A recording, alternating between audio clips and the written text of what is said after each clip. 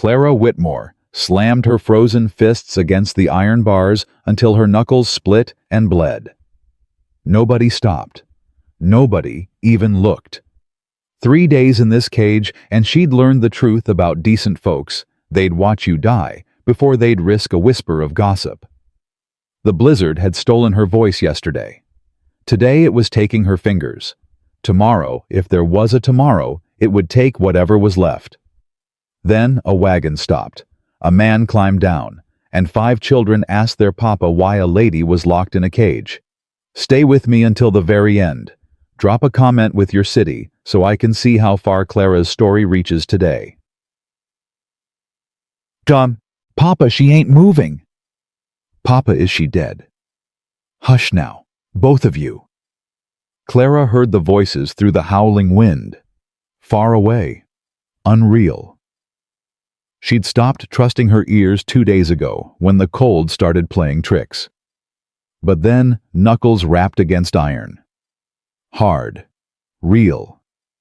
Ma'am, can you hear me? She forced her eyes open. A man's face swam into focus, dark eyes, jaw rough with stubble, snow catching and hair gone gray at the temples. How long you been in here? Clara's lips cracked when she tried to speak. 3 days. Lord Almighty. The man stood and turned. Maggie, get the canteen, the wool-wrapped one, now.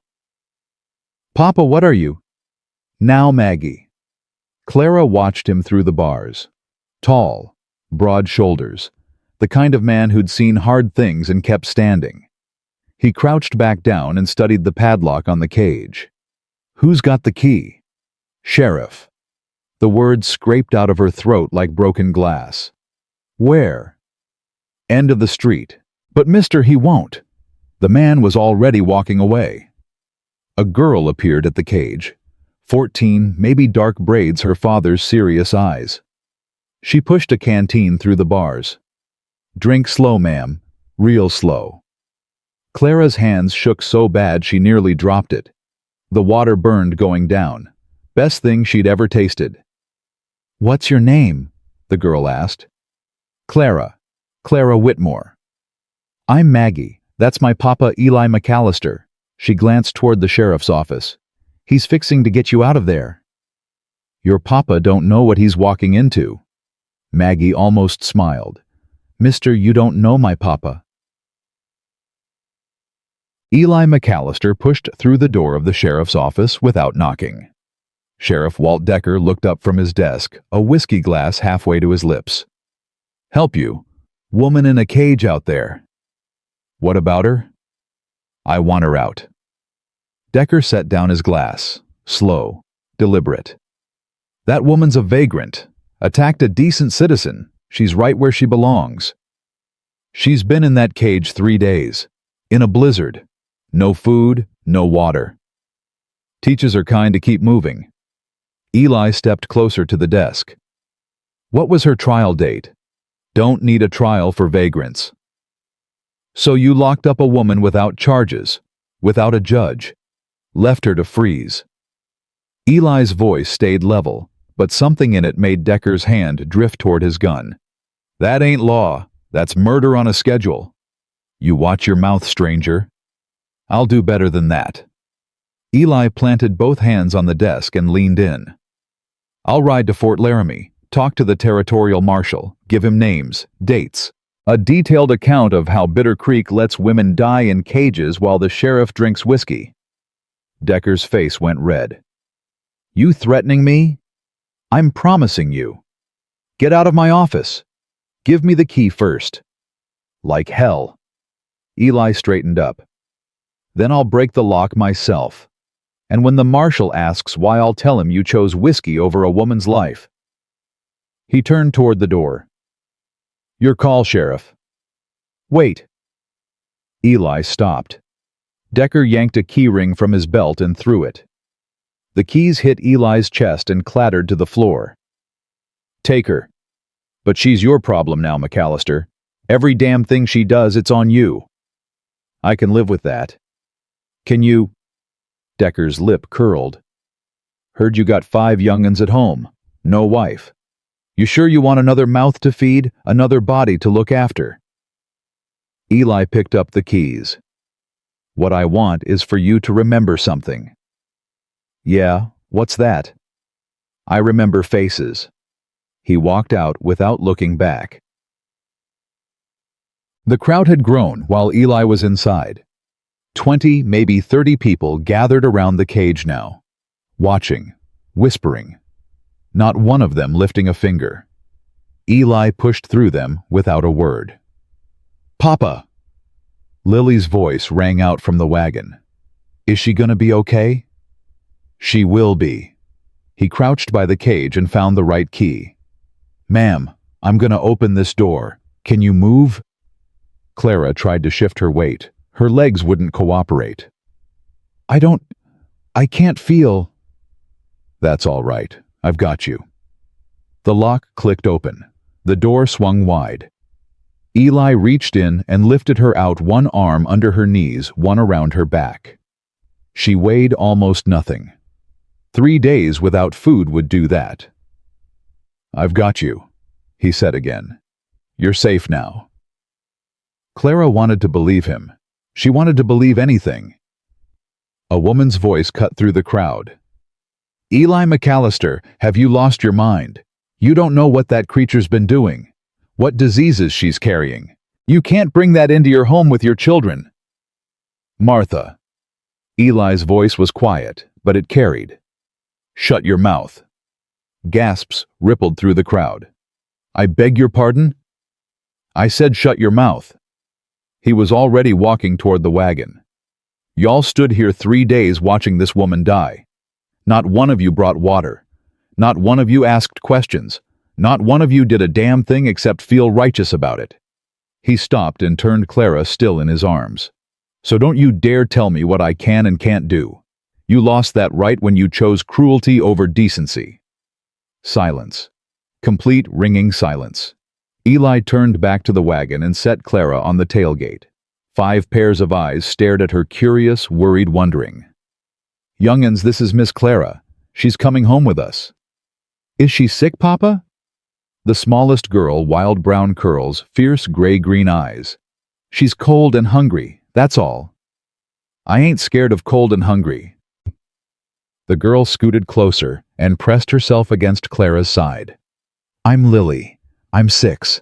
That's Tommy, he's 4, but he acts like 2.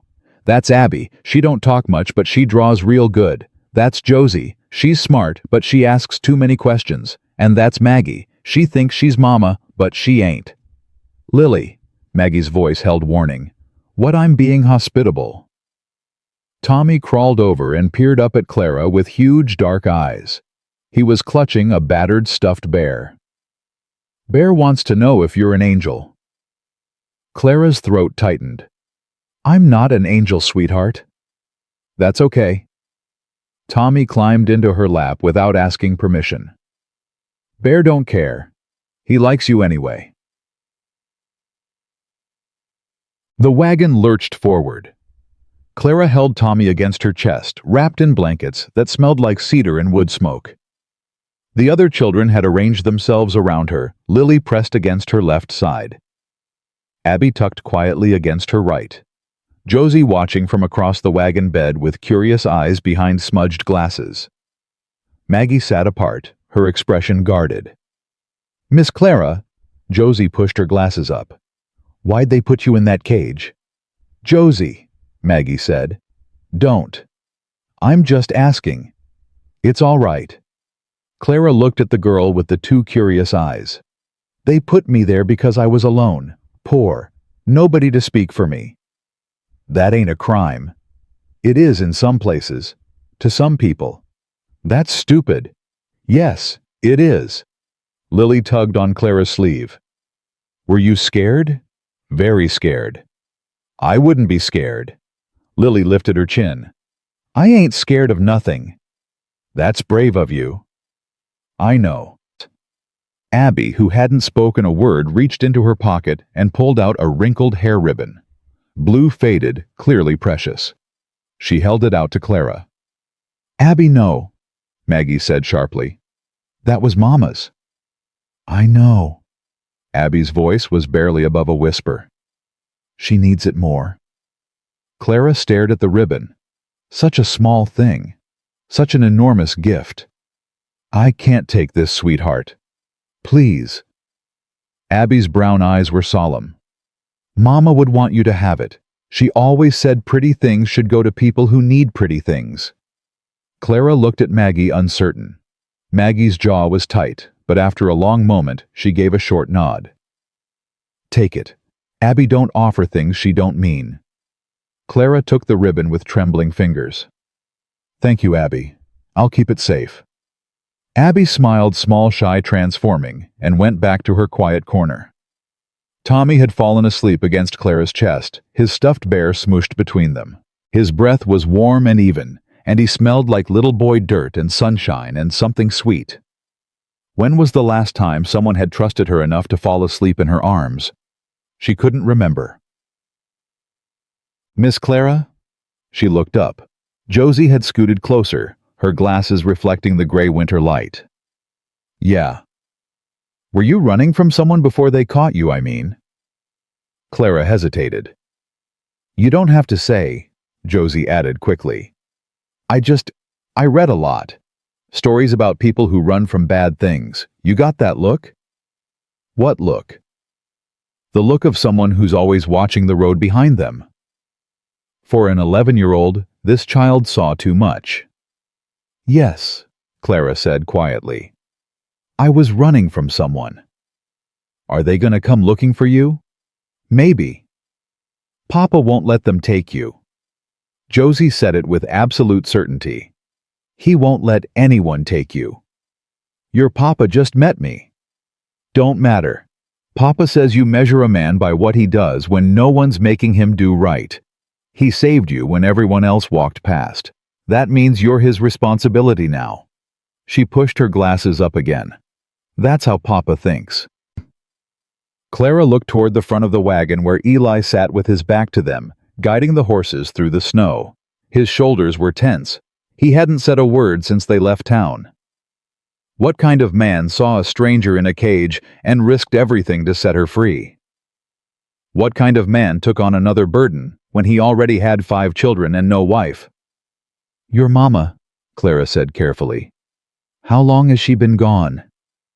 The wagon went quiet. Even Lily stopped fidgeting. Maggie answered. 4 years this spring. I'm sorry. Don't be. It wasn't your fault. Maggie's voice was flat, practiced. She had Tommy, and then she got sick, and then she died. That's just what happened. Maggie. Josie's voice was soft. What? It's true. You don't gotta say it like that. How should I say it? Should I cry? Would that make everyone feel better? Maggie's eyes were bright and hard. She's dead. She ain't coming back. Crying don't change nothing. Tommy stirred against Clara's chest. Maggie's sad, he mumbled sleepily. She gets mean when she's sad. I ain't mean. You are too. Shut up, Tommy. Papa says, don't say shut up. Papa ain't here. I'm telling. Go ahead and tell. See if I care. Enough. Clara's voice was quiet but firm. Both of you. Maggie's head snapped toward her. You don't get to tell us. You're right. I don't. Clara met the girl's furious gaze without flinching. But your little brother's scared and tired, and he doesn't understand why you're yelling. So maybe yell at me later when he's not listening. For a long moment, Maggie just stared at her. Then, something in her face cracked. Just a little. Just enough. Fine. She turned away, arms crossed tight. Whatever. It wasn't forgiveness. It wasn't acceptance. But it was something. Tommy had gone back to sleep, his small fist curled around Bear's ear. Lily was watching Clara with newfound respect. You stood up to Maggie, she whispered. Nobody stands up to Maggie. Everyone's allowed to be sad. Nobody's allowed to be mean to their little brother. Lily considered this. I'm mean to Tommy sometimes. Then maybe don't be. He's annoying. So are you, probably. Lily grinned, gap-toothed and delighted. I like you, Miss Clara. Moo. The ranch appeared through the thinning snow like a promise. Clara saw a log house with smoke rising from the chimney, a barn with faded red paint, corrals and outbuildings, and a windmill turning slow against the gray sky. A dog came bounding out to meet them, barking like the world was ending. That's Blue, Tommy said, suddenly awake. He's the best dog. He's scared of chickens, Lily added. Don't mean he ain't the best. The wagon stopped. Eli climbed down and came around to the back. Can you walk, Miss Clara? I think so. She couldn't. Her legs buckled the moment she tried to stand. Eli caught her before she hit the ground. Easy. I've got you. He carried her inside. The house was warm wood smoke and herbs and something baking in the oven. Clara wanted to weep from the simple relief of being warm. Eli set her in a chair by the fireplace and piled blankets around her. Maggie, heat up the stew. Josie, get the extra quilts from the chest. Abby, find some clean stockings, her feet are nearly frozen. Lily, keep Tommy out of trouble. I ain't trouble, Tommy protested. You're always trouble, Lily said, but she grabbed his hand and led him away. The children scattered to their tasks. Eli crouched in front of Clara, checking her hands, her feet, her face. Fingers look bad. Doc Winters lives about 3 miles out. I'll fetch him tomorrow if the snow lets up. You don't have to. Yeah, I do. He stood. You hungry? Starving. Maggie's stew will fix that. Rest now. We'll talk later. He walked away before she could argue. Later came after dark. The children had been fed, washed, and wrestled into bed. Clara had eaten 2 bowls of stew and half a loaf of bread. She felt almost human again. Eli sat in the chair across from her, staring into the fire. He hadn't said much during supper, just watched his children and occasionally answered their questions with grunts or nods. Thank you, Clara said finally. For everything. He didn't look at her. Don't thank me yet. Why not? Because I got questions, and you might not like them. Clara's stomach tightened. Here it comes, the price. There's always a price. Ask. Eli turned to face her. His eyes were steady, unreadable. Who's hunting you? She could lie. She could make up a story, but this man had risked his reputation, his standing in town, maybe his safety, all for a stranger in a cage. He deserved truth. His name's Victor Shaw, owns a mining operation in Colorado. He buys labor contracts from factories back east, makes people sign papers they can't read, works them till they break. And you were one of them. 3 years. I thought I was signing a work agreement, honest pay for honest work. Clara's hands curled into fists. I was wrong. What happened? I tried to leave. He said I owed him, said I'd signed away my freedom. His brother Marcus came after me when I ran. She touched her cheek, remembering. I fought back, scratched his face bad. Been running ever since. How long? 6 months. Eli was quiet for a moment. This Marcus. He the one who told the sheriff to lock you up? I reckon so. I didn't see him in town, but that don't mean he wasn't there. He'll come here. Looking for you. Probably. Clara met his eyes. That's why I should leave. Soon as I can walk, I'll go. You got 5 children to think about. You don't need my trouble. Let me worry about what I need. Mr. McAllister. Eli. Eli. She took a breath. You don't know what Victor Shaw is like. He don't give up. He thinks he owns people, and when someone takes what's his... She shook her head. He'll burn your whole life down to make a point. Eli stood and walked to the window. He stared out at the darkness for a long moment. I was at Antietam, he said quietly. 18 years old. Watched my best friend die with his guts in his hands, calling for his mama. He turned back to her. I know what evil men are capable of. I know what they do when they think no one's watching. Then you know why I should go. I know why you should stay. Clara stared at him. What?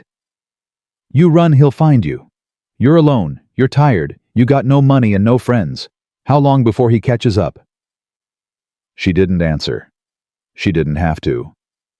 You stay here, you got a roof, food, people who'll stand with you. Eli's voice was steady. Victor Shaw wants a fight, fine. Let him come.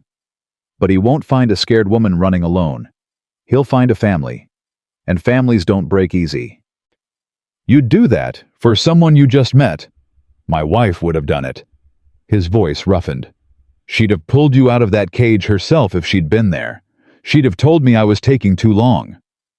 He almost smiled. Sarah never could stand by when someone needed help. She sounds like a good woman. The best. He turned back to the window. I ain't her. I ain't kind like she was. But I remember what she taught me, and I won't shame her memory by walking past someone in trouble. Clara felt tears burning in her eyes. She'd spent so long expecting cruelty that kindness felt like a foreign language. I'll work, she said. I'll earn my keep. Cooking, cleaning, mending, whatever you need. We'll sort that out tomorrow. And if Shaw comes? When Shaw comes? Eli's jaw tightened. We'll be ready. You can't promise that. No, but I can promise I won't let him take you without a fight. He looked at her, and something in his eyes made her breath catch. I don't make promises I can't keep, Miss Clara.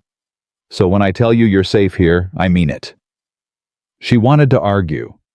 She wanted to list all the reasons this was a terrible idea, all the ways it could go wrong, all the people who could get hurt. Instead, she said, Thank you. Don't thank me yet, he said again. Thank me when this is over. Clara climbed to the loft on legs that still trembled. The space was small, barely enough room for the thin pallet and pile of quilts, but it was private, warm, safe. She lay down and stared at the ceiling, listening to the house settle around her. Wind against the walls, embers popping in the fireplace, the soft murmur of children's voices from the bedroom below. She thought about Eli McAllister, about his steady hands and careful words, and the sadness that lived behind his eyes. She thought about 5 children who'd lost their mother and still had room in their hearts for a stranger. She thought about Victor Shaw, somewhere out there in the darkness, hunting. And she thought about the cage in Bitter Creek, the iron bars and the freezing cold and the absolute certainty that she was going to die alone and forgotten. A man had stopped. A family had taken her in. Tomorrow the danger would still be there. The fear. The uncertainty. But tonight, for the first time in 6 months, Clara Whitmore slept without dreaming of running. She woke to the smell of bacon and the sound of arguing. I told you not to touch my book. I didn't touch your stupid book. Then why's it on the floor? Maybe it fell. Books don't just fall. Lily. Clara sat up slowly. Pale morning light filtered through the small window. The blizzard had passed, leaving behind a world of white and silence. She climbed down the ladder and found chaos in the kitchen. Maggie was at the stove flipping bacon with one hand while pointing accusingly at Lily with the other. Josie was on her knees gathering scattered pages from the floor. Abby sat in the corner with her sketchbook ignoring everyone. And Tommy was trying to feed pieces of bacon to his stuffed bear. Bear don't eat bacon, dummy, Lily said. He does too. He's made of cloth. So cloth don't eat. Good morning. 5 heads turned toward her. Tommy's face split into a grin. Miss Clara, you didn't disappear. Why would I disappear? Sometimes people disappear? His smile flickered. Mama disappeared. The kitchen went quiet. Clara crossed to where Tommy sat and crouched down beside him. Your mama didn't disappear, sweetheart. She died. That's different. What's different about it? Disappearing means someone left by choice. Dying means someone left because they had to. She touched his cheek gently. Your mama didn't want to leave you. She had to. There's no shame in that. Tommy thought about this. So she's not mad at me. Mad at you. Why would she be mad at you? Because I was being born when she got sick. His lower lip trembled. Maggie said, I never said that. Maggie's voice was sharp. I never said it was your fault. You said she got sick having me. That ain't the same as... Maggie stopped. Her face had gone pale. Tommy, I didn't mean... I know what you meant. Tommy's voice was very small. You meant she'd still be here if I wasn't. No. Clara's voice was firm. That's not what she meant, and that's not true. She tilted Tommy's chin up until he looked at her. Your mama wanted you. She loved you before you were even born, and getting sick, that wasn't because of you. Sometimes bodies just give out. It's not fair and it's not right, but it's not anyone's fault, especially not yours. Promise. I promise. Tommy sniffled. Bear says thank you. Tell Bear he's welcome. Clara stood and found Maggie staring at her with an expression she couldn't read. Where's your father? Clara asked. Barn, checking on the animals. Maggie turned back to the stove. Bacon's almost done. You should eat. It wasn't quite an apology, but it was close. After breakfast, Clara insisted on helping clean up. Maggie tried to argue, You're still recovering, you should rest, but Clara wouldn't hear it. Resting makes me anxious. Give me something to do. So Maggie put her to work washing dishes while Josie dried, and Abby put them away. Lily and Tommy were sent to fetch firewood, which mostly meant Lily fetched firewood while Tommy supervised. Miss Clara, Josie handed her a wet plate. Can I ask you something? Depends on what it is. Why'd you scratch that man's face, Marcus, I mean? Clara's hand stilled in the soapy water. He was trying to hurt me. Hurt you how? Josie? Maggie's voice was warning. I'm just asking. Some questions ain't polite. But it's all right. Clara resumed washing. He was trying to force me to do something I didn't want to do, so I fought back, that's all. Josie was quiet for a moment. Did it work? Fighting back? I'm here, ain't I? Yeah. Josie pushed her glasses up. I guess you are. The back door opened and Eli came in stamping snow off his boots. His cheeks were red from cold and his breath fogged in the air. Snow's too deep for the wagon. Doc Winters will have to wait. He glanced at Clara. How are your hands? She held them up. The fingers were still swollen and discolored, but she could move them. Better. Good. He hung his coat by the door. Maggie, I need you to help me clear the path to the barn. Josie, you're on firewood. Abby. I'll stay with Miss Clara. Abby's quiet voice surprised everyone. She shouldn't be alone. Eli raised an eyebrow but didn't argue. Fine. Lily, keep Tommy inside. It's too cold for little ones.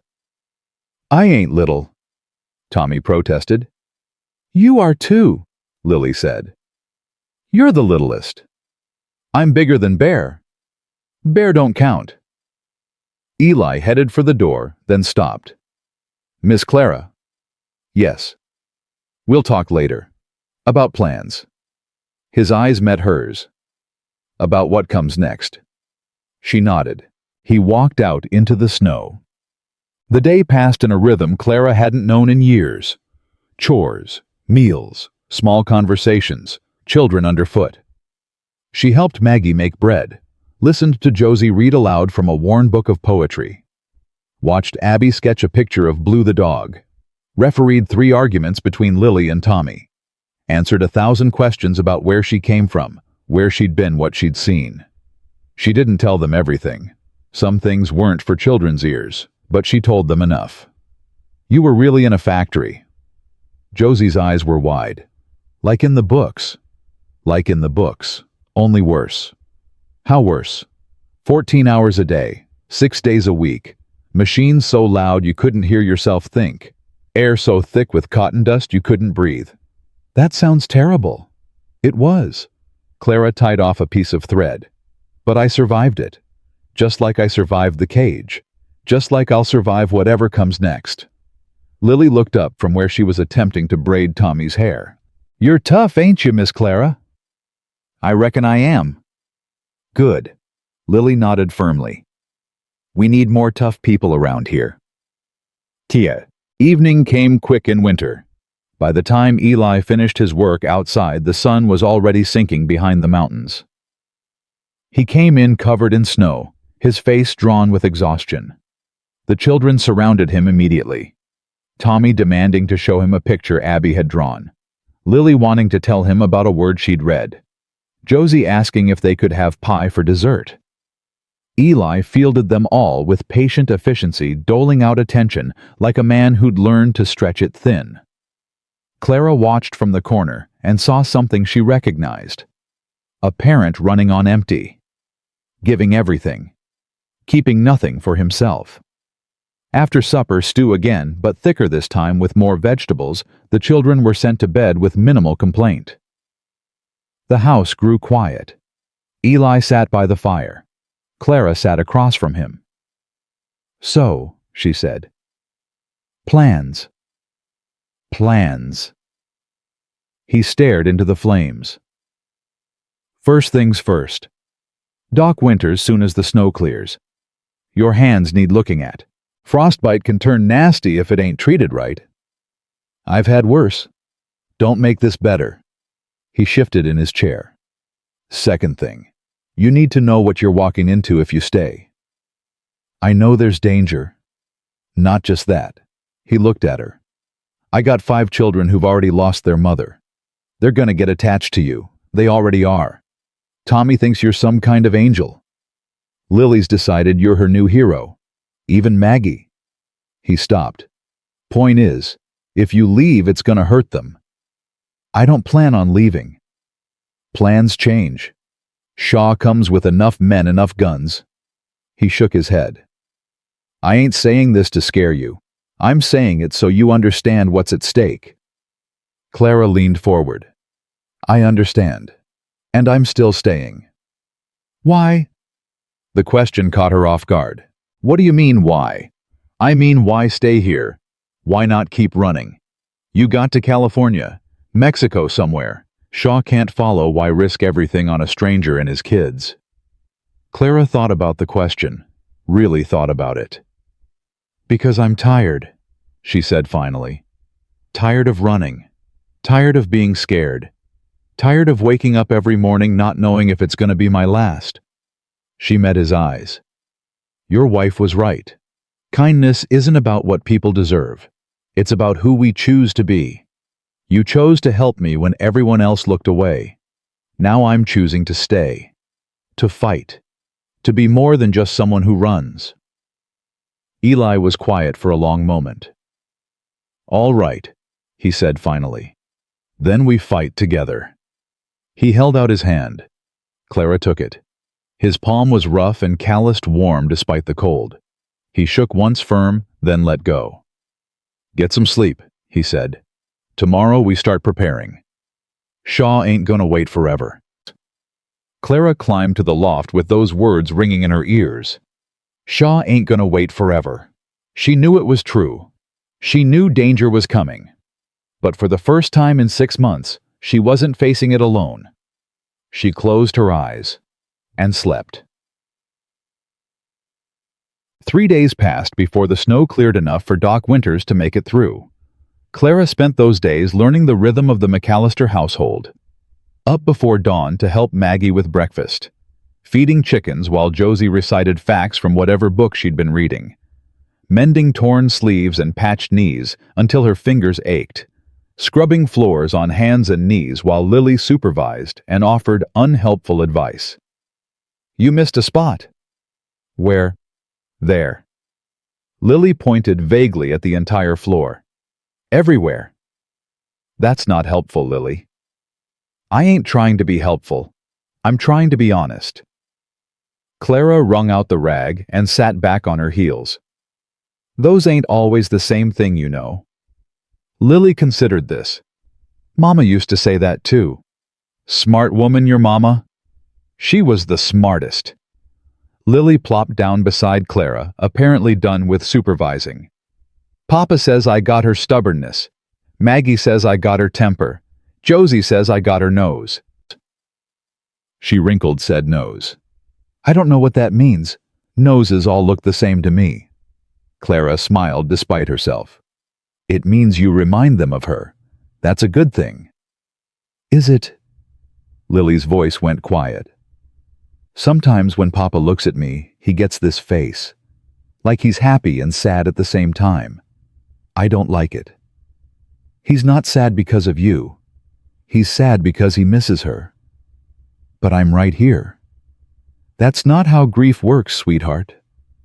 Clara reached out and tucked a wild curl behind Lily's ear. You can love someone who's here and still miss someone who's gone. Your papa's heart is big enough for both. Lily chewed on this for a moment. Then she stood up, brushed off her dress, and announced, I'm gonna go tell Tommy that Bear's stupid. Lily! But she was already gone, slamming the back door behind her. Clara shook her head and went back to scrubbing. That evening after supper, Doc Winters arrived on a tired-looking mule. He was an older man, silver-haired and weathered, with hands that shook slightly, but eyes that missed nothing. So you're the woman from the cage, he said, unwrapping Clara's hands with gentle efficiency. Whole town's been talking about you. I imagine they have. Most of it ain't kind. He examined her fingers, pressing gently on the swollen joints. But most folks ain't kind, so that figures. What are they saying? That Eli McAllister's lost his mind. That he brought a vagrant woman into his home with his children. That you're probably a thief, a whore, or both. He glanced up at her face. Pardon my language. I've heard worse. I reckon you have. He produced a tin of salve from his bag and began applying it to her fingers. Frostbite's not as bad as I feared. You'll keep all your fingers, though they'll ache something fierce when the weather turns cold for the rest of your life. Small price. That's one way to look at it. He wrapped her hands in clean bandages. The other way is to wonder what kind of town locks a woman in a cage and leaves her to freeze. Clara didn't answer. Doc Winters finished his work and packed up his bag. At the door, he paused. Eli's a good man. Best I know, if I'm being honest. But he's been breaking himself trying to hold this family together since Sarah died. He looked back at her. Don't give him another thing to break over. If you're planning to run, do it now, before those children get any more attached. I'm not running. Then I hope you're ready for what's coming. He tipped his hat. Storm's building, Miss Clara. I can feel it in my bones. And I ain't talking about the weather. He walked out into the evening cold. Clara stood at the window and watched him go, his words echoing in her head. Storm's building. She already knew. The first letter arrived 4 days later. Eli had ridden into town for supplies, flour, sugar, ammunition. He came back with a face like thunder and an envelope clutched in his fist. Young'uns, go to your room. But, Papa, Josie started. Now. Something in his voice made them obey without argument. Even Lily went, though she shot Clara a worried look over her shoulder. When the bedroom door closed, Eli handed Clara the letter. She didn't want to open it.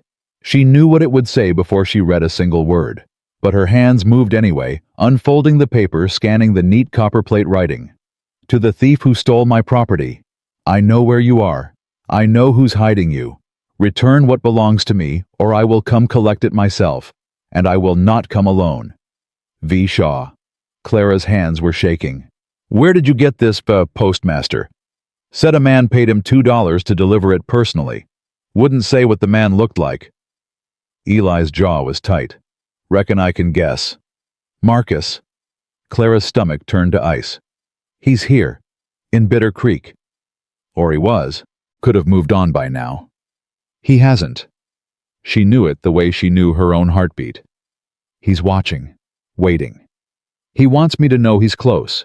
That's how they work, Shaw and his brother. They like the fear. like to let it build before they strike. Eli took the letter from her hands and walked to the fireplace. He held it over the flames. "What are you doing?" "What needs doing?" He dropped the letter. They watched it blacken and curl, the words dissolving into ash. "He wants you scared. Don't give him that." Easy for you to say. No, it ain't. Eli turned to face her. "I've got 5 children sleeping in that room. 5 reasons to be terrified of what's coming. But fear don't solve problems. Preparation does. So what do? We get ready." He walked to the gun rack and pulled down 2 rifles. "Tomorrow, I'm teaching you to shoot." Clara stared at him. "I've never fired a gun in my life." "Then tomorrow's a good day to learn." The lessons started at dawn. Eli set up targets behind the barn, tin cans on fence posts, old bottles lined up in the snow. He handed Clara a rifle and showed her how to hold it, how to sight along the barrel, how to breathe. "Squeeze the trigger. Don't pull. You pull, you'll jerk the barrel and miss." Clara squeezed. The rifle kicked against her shoulder, and the shot went wide by 3 feet. "Again." She fired again, still wide. "Again." 12 shots later, her shoulder was aching, and her ears were ringing, but she'd finally clipped one of the tin cans. "Better," Eli said. "Not good, but better." "Thanks for the encouragement." "You want encouragement, talk to Tommy. He thinks everything everyone does is amazing." Eli reloaded the rifle and handed it back. "I'm trying to keep you alive. That means being honest about where you're at." "And where am I at?" "You couldn't hit a barn door if you were standing inside the barn." He almost smiled. "But you're stubborn. That counts for something." "Papa," Maggie's voice came from the house. "Breakfast is ready." Eli looked toward the house, then back at Clara. "We'll practice again tomorrow. And the day after. Every day until you can shoot straight. And then we pray it's enough." A week passed, then 2. Clara's aim improved from terrible to passable. Her hands healed enough that the bandages came off. She fell into the rhythm of the household so completely that some mornings she forgot she hadn't always been there. The children helped with that. Tommy followed her everywhere, Bear tucked under one arm, chattering about everything and nothing. He told her about the cow that had kicked Papa last spring, about the time Lily ate a bug on a dare and threw up for an hour, about the stars that Mama used to show him through the window before she got sick. "That one's called the bear," he said one night, pointing at the sky. "Like my bear. Mama said it watches over us." "That's nice, sweetheart. Do you think Mama's up there with the stars?" Clara's throat tightened. I think people we love are never really gone. They stay with us, in our hearts, in our memories, in the things they taught us." Tommy considered this. "So Mama's in my heart." "Yes. And in Bear. Maybe Bear too." Tommy hugged his stuffed bear tighter and smiled. "That's good." Bear was lonely. Josie was different, less openly affectionate, but endlessly curious. She peppered Clara with questions about the world beyond Bitter Creek, about cities and factories and trains, about books she'd read and places she'd been, about everything. "Did you ever see the ocean?" "Once, when I was younger." "What's it like?" Clara thought about it. "Big, bigger than you can imagine, and loud. The waves never stop. It smells like salt and fish and something else, something wild. I want to see it someday." Josie pushed her glasses up. "I want to see everything someday." "You will." "Promise?" Clara hesitated. Promises were dangerous things. You couldn't control the future any more than you could control the weather. But Josie was looking at her with such hope, such desperate wanting. "I promise," Clara said. "Someday you'll see the ocean." Abby communicated in smaller ways. A drawing left on Clara's pillow, a picture of 6 figures standing outside a house labeled in careful letters, Papa, Maggie, Josie, Abby, Lily, Tommy, and a 7th figure standing slightly apart, labeled Miss Clara. "You put me in your picture," Clara said, finding Abby in the corner with her sketchbook. Abby nodded shyly. "You're part of us now." "Am I?" "You are." No hesitation, no doubt. Just simple truth the way only children could speak it. Clara felt tears threatening and blinked them back. "Thank you, Abby. That means more than I can say." Abby smiled that rare transformative smile and went back to her drawing. Lily showed her affection differently. Through competition, through challenges, through constantly trying to prove she was tougher, faster, braver than anyone else in the house. "I bet I can carry more firewood than you." "Probably." "I bet I can hold my breath longer than you." "Almost certainly."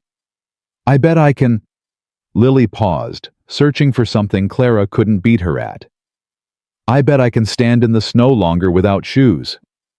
"Lily, that's dangerous." "I ain't scared." "I know you ain't scared, but being brave and being stupid ain't the same thing." Clara caught Lily's arm before she could run outside barefoot.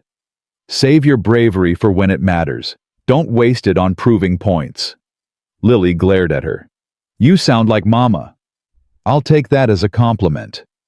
It wasn't meant as one. But Lily stopped trying to run outside, so maybe it was. Maggie was the hardest. She kept her distance, did her chores, answered questions with single words when possible, never sought Clara out, never asked for help, never ever let her guard down. Clara understood. Maggie had been the mother of this family for 4 years. She'd held them together through grief and loss and endless hard work. And now here was Clara, stepping into that role without being asked, threatening everything Maggie had built. It would take time. Clara was willing to wait. The break came unexpectedly on a Tuesday afternoon. Clara was hanging laundry on the line. Frozen laundry, really, the clothes stiffening almost as soon as she pinned them up when she heard a sound from the barn. Crying. She followed the sound and found Maggie huddled in an empty stall, knees pulled to her chest, sobbing like her heart was breaking. "Maggie!" The girl's head snapped up. Her face was red, blotchy, streaked with tears. "Go away!" "Maggie, what happened?" "I said, go away!" She was on her feet now, fists clenched, whole body shaking. "You're not my mother. You can't just come in here and—" Her voice broke. "You can't fix this." Clara stood very still. "What's this?" "Everything." Maggie's voice cracked. "Everything is broken and wrong and I can't. I've been trying to hold it together for 4 years and I'm tired and Papa's tired and the young'uns keep asking about Mama and I don't know what to tell them. And now you're here and they like you. And what if you leave too? What if you die like she did? What if—" She collapsed against the stall wall, sliding down until she was sitting in the hay, sobbing so hard she couldn't breathe. Clara crossed to her and sat down. Not too close, just close enough. "I might leave," she said quietly. "Or die, or disappear. I can't promise you I won't." Maggie looked up at her eyes, wet and furious. "Then why are you here?" "Because I can promise something else." Clara met her gaze. "I can promise that right now, today, I'm staying. And tomorrow, if I'm still here, I'll promise the same thing. And the day after that. As many days as I've got, I'll keep promising." "That's not enough." "No, it's not." Clara's voice was gentle. "But it's all anyone can give, Maggie. Even your mama. She didn't promise you forever, she couldn't. She just gave you every day she had. And then one day she didn't have any more. That wasn't her fault. That wasn't anybody's fault. That's just life." Maggie was quiet for a long moment. The tears kept coming, but slower now, less violent. "I miss her," she whispered. "I miss her so much it hurts." "I know. I don't want to forget her. You won't. But I'm starting to. Her voice, her smell, the way she laughed." Maggie's hands were shaking. Sometimes I wake up and I can't remember her face, and it scares me. It scares me more than anything." Clara reached out slowly, giving Maggie time to pull away. She didn't. "You won't forget her," Clara said, "but you might remember her differently. Pieces instead of the whole, moments instead of days. That's how grief works. It changes the shape of memory, but it doesn't erase it. Not ever." "How do you know?" "Because I lost my mother too, and my brothers and sisters, 15 years ago now." Clara's voice was steady, though the words hurt to say. "I can't always remember their faces, but I remember how they made me feel. Safe, loved, like I belonged somewhere. That's what matters, not the details, the feeling." Maggie was staring at her. "You lost your whole family." "I did." How did you keep going?" Clara thought about the question, really thought about it. "I didn't for a while. I just survived. Put one foot in front of the other. Did what I had to do to get through each day." She paused. "But then something changed. I realized that surviving wasn't the same as living. That I could honor their memory by being happy, not just by enduring." "Did it work?" "I'm still figuring that out." Clara managed a small smile. "But sitting here with you in this barn on this ranch, this feels closer to living than anything I've had in a long time." Maggie was quiet. The tears had stopped. Her breathing was evening out. "I don't hate you," she said finally. "I know it seems like I do, but I don't. I know. I'm just scared. I know that too." Maggie wiped her eyes with the back of her hand. "The young'uns really like you. They're good kids. They're terrors. But yeah, good ones." Maggie almost smiled. "Tommy thinks you're an angel. He won't shut up about it." "I'm not an angel." "I know. Angels don't scrub floors or burn porridge." This time the smile reached her eyes. "But you're not bad. For a stranger from a cage." High praise. Don't get used to it.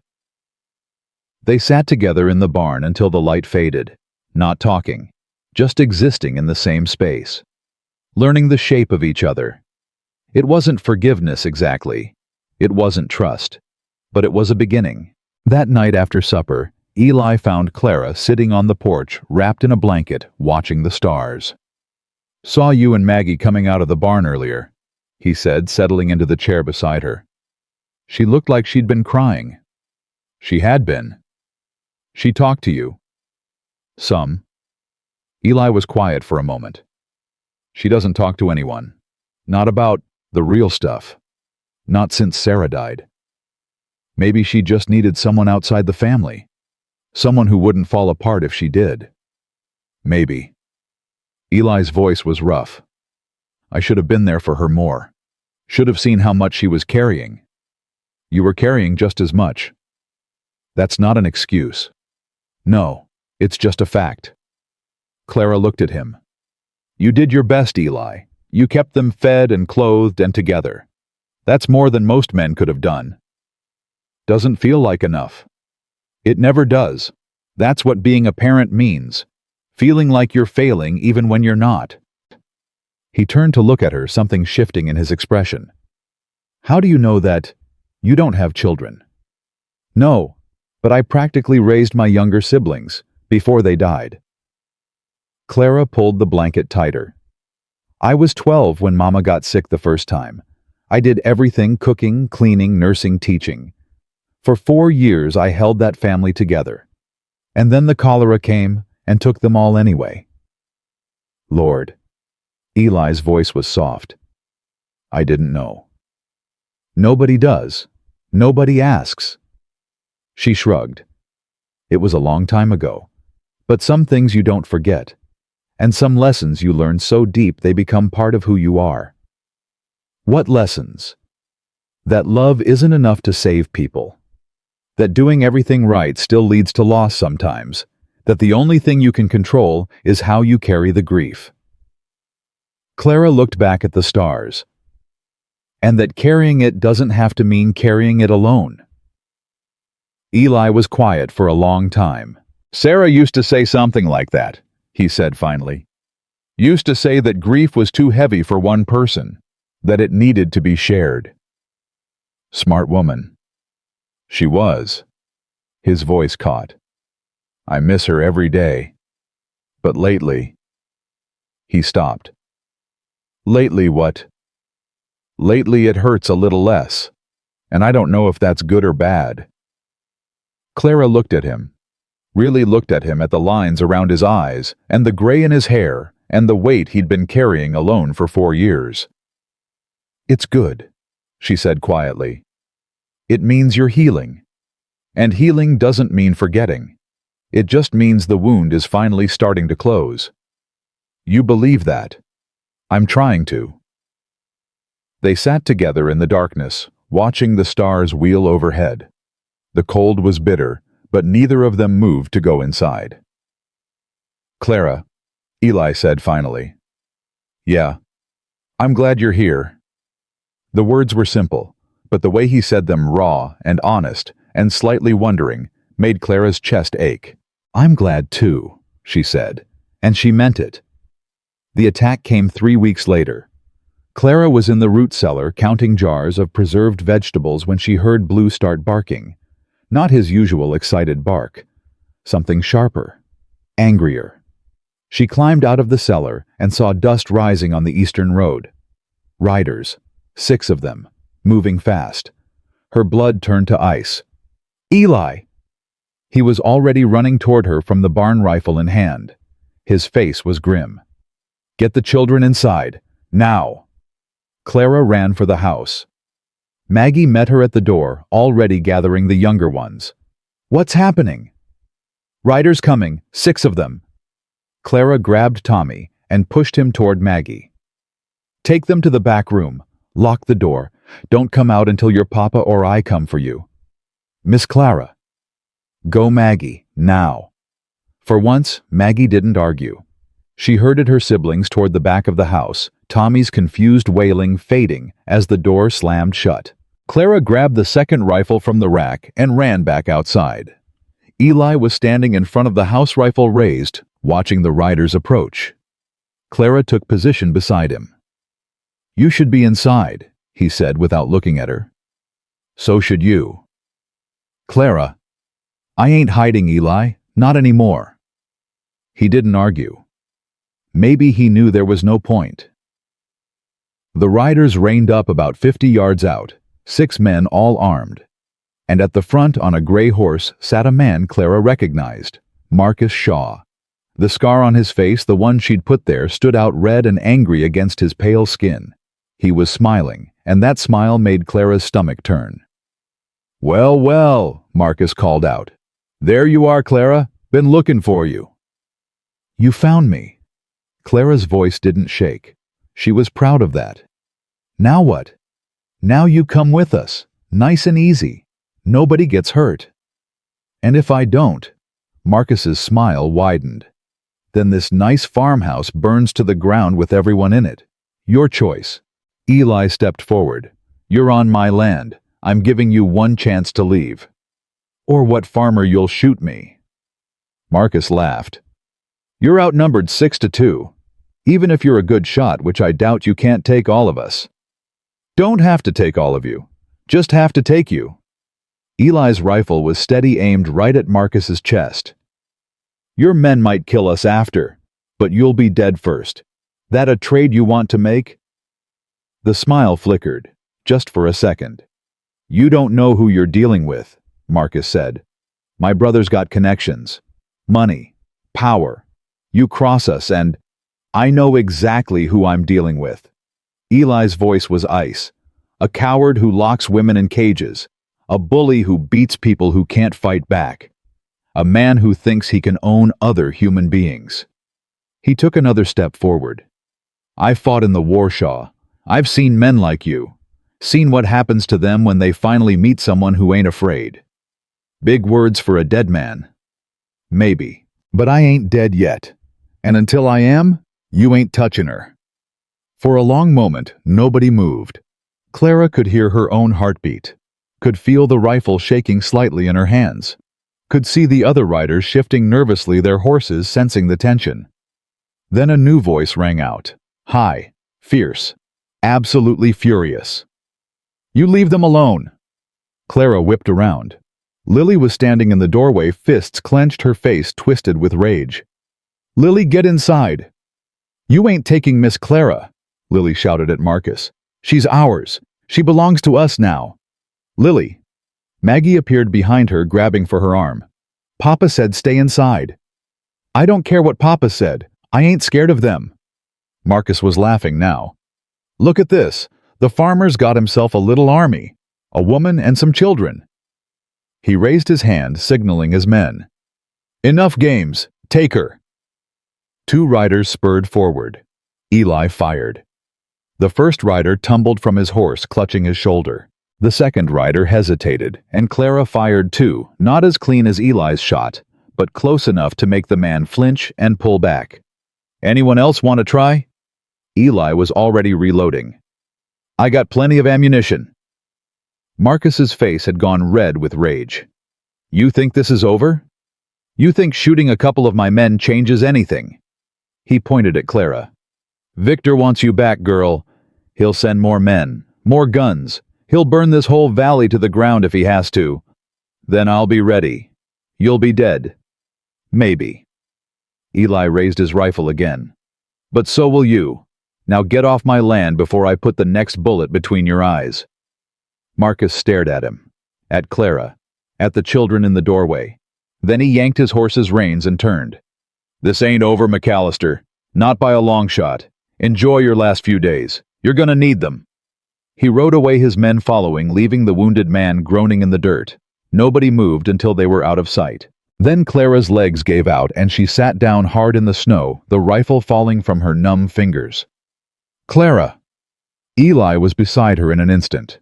"You hurt?" "No, just—" She couldn't find words, just shook her head. "Papa." Lily broke free from Maggie and threw herself at Eli. I told them they couldn't have her. I heard." Eli hugged her tight. "That was very brave, Lily, and very stupid. We're gonna have a long talk about following instructions." "I ain't scared of—" "I know you ain't scared. That's what worries me." Maggie had gathered the other children. Tommy was crying. Josie was pale. Abby was clutching her sketchbook like a shield. "What do we do now, Papa?" Maggie's voice was steady, but her eyes were terrified. Eli looked at Clara. Clara looked back. They both knew what this meant. Shaw would send more men, more guns, more violence. They couldn't stay here, couldn't fight off an army. There was only one choice left. "We run," Eli said quietly.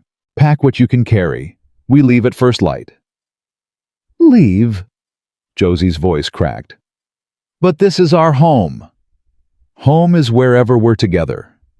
Eli put his hand on her shoulder. "We'll find a new place, somewhere safe, somewhere Shaw can't follow." "Does such a place exist?" Maggie asked. Clara thought about the question, about Victor Shaw and his endless reach, about Marcus and his promise of vengeance, about the wounded man still groaning in the snow. "We'll find out," she said, "together." That night, nobody slept. Clara helped Maggie pack food and supplies. Eli loaded ammunition and checked the wagon. The children gathered their most precious possessions. Tommy's bear, Josie's books, Abby's sketchpad, Lily's. Lily packed a rock she'd found by the creek. No one asked why. Around midnight, Clara found herself alone with Eli in the barn, loading the last of the supplies. "There's a valley," Eli said quietly. "West of here. 3 weeks' travel, maybe more. A friend of mine settled there last year. Sent word it was good land. Safe. Safe from Shaw. Safe from anyone who doesn't know how to find it." Eli tied down a tarp over the wagon bed. "It's a risk, hard journey, winter travel. But it's better than waiting here for them to come back with more men." Clara nodded. "Then we go." "Clara." Eli stopped what he was doing and turned to face her. This is your fight. Your choice. If you want to run alone, try to lead them away from us. No. Clara. I said no. She stepped closer to him. You asked me to stay. I stayed. You said we'd face this together. I meant it. Her voice was fierce. I'm not running anymore. Not from Shaw. Not from you. Not from whatever this is. She gestured between them at the space that had grown smaller over the past few weeks, at the looks that lasted too long, at the touches that lingered. Eli was very still. Clara, I'm a widower, with 5 children.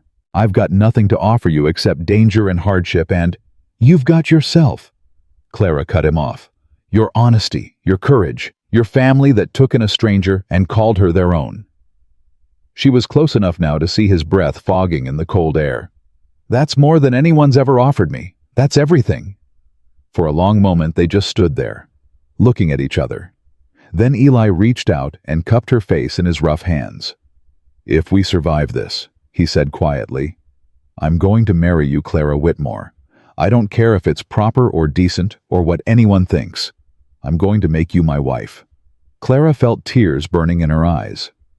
Is that a proposal? That's a promise. He rested his forehead against hers. Soon as we're safe, soon as the children are settled, I'm going to get down on one knee and do it right. But I needed you to know. I needed you to have something to hold on to. I've got something to hold on to. Clara's voice was barely a whisper.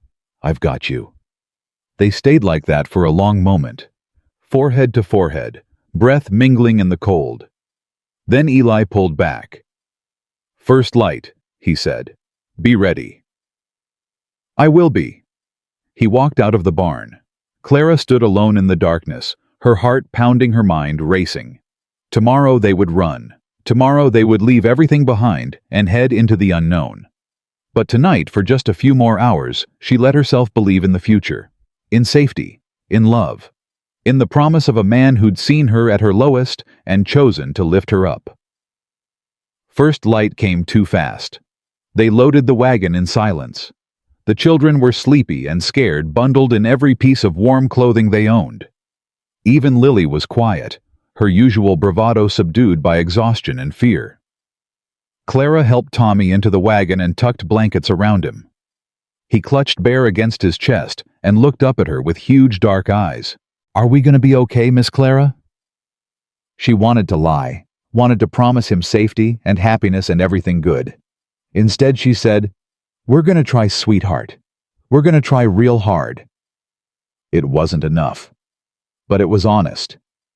Eli climbed onto the driver's seat and took up the reins. He looked back at his children, at Clara, at the house where he'd built a life with Sarah. Say goodbye, he said quietly. We ain't coming back. The children looked at the house, at the barn, at the graves on the hill where their mother was buried. Maggie was crying silently. Josie was holding Abby's hand. Lily was very still. Bye, Mama, Tommy whispered, waving at the graves. We gotta go now. But don't worry. Miss Clara's gonna take care of us. Clara felt her heart crack open. Eli snapped the reins. The wagon lurched forward, and the McAllister family, plus one stranger who wasn't a stranger anymore, headed west into the unknown. Behind them, the sun rose over empty fields and abandoned dreams.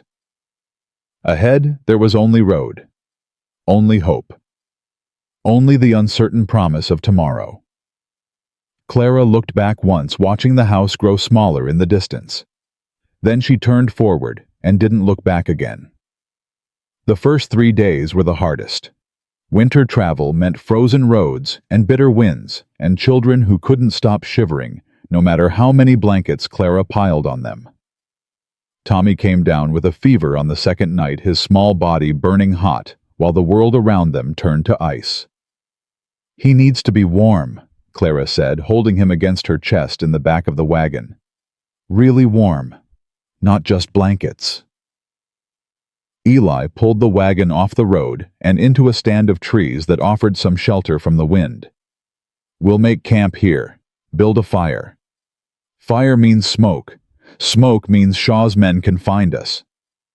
Tommy dies if he stays cold. Eli's voice was flat. I'll take my chances with Shaw.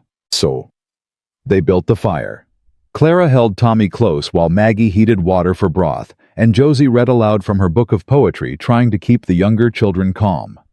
Lily sat watch at the edge of their camp, her small face fierce with determination. I'll see them coming, she promised. I got good eyes. I know you do, sweetheart. Clara didn't have the heart to tell her that Shaw's men would see their fire long before Lily saw them. Abby crawled over and pressed herself against Clara's side, watching Tommy's flushed face with worried eyes. Is he gonna die? No. Clara said it with more certainty than she felt. He's gonna be fine. He just needs rest and warmth and love. Mama died when she was sick. Clara's heart clenched. I know, sweetheart, but Tommy's not gonna die. I won't let him. Promise? Clara looked down at the little boy in her arms, his dark hair damp with sweat, his breathing shallow and labored, his stuffed bear clutched against his chest, even in sleep. I promise, she said. It was a dangerous promise, the kind that could break you if it didn't come true. But Abby needed to hear it, and Clara needed to say it. Tommy's fever broke on the third night. Clara woke to find him looking up at her with clear eyes, his forehead cool for the first time in days. Miss Clara! Hey, sweetheart, how do you feel? Hungry. Clara laughed a real laugh, the first one in days. That's a good sign. Let's get you some food. Eli was already awake, stirring the embers of their small fire. He looked up when Clara emerged from the wagon with Tommy in her arms. Fever broke. Fever broke. Something in Eli's face relaxed. He crossed to them and touched Tommy's forehead gently, checking for himself. Thank God, he murmured. Thank God. Papa. Tommy's voice was small. Are we almost there? Almost, son. Few more days. My legs hurt, and my head, and Bear's tired. I know, but we gotta keep moving. Can you be brave for me? Tommy considered this. Then he nodded solemnly. Bear says he can be brave. So I can too. That's my boy. They pushed on. The landscape changed as they traveled west, flat plains giving way to rolling hills, then to steeper terrain that made the horses strain and the wagon creak in protest. Eli drove them hard, stopping only when absolutely necessary, always watching the road behind them. On the fifth day, they reached a small settlement called Miller's Crossing.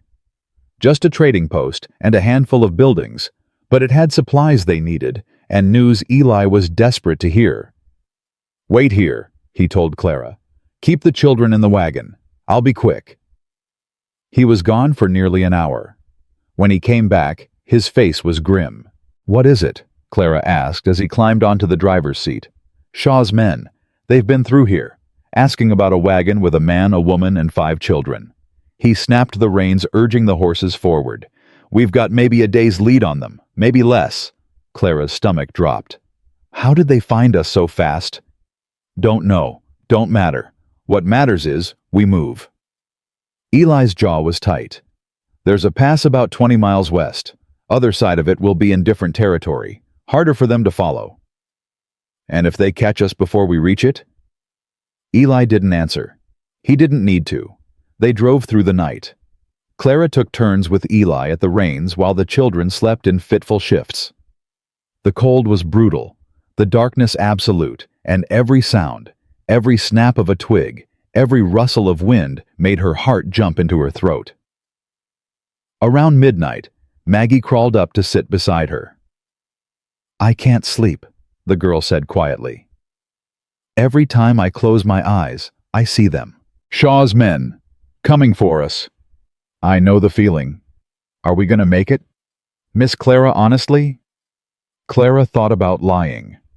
Thought about offering false comfort, the kind of reassurance adults gave children to keep them from being scared.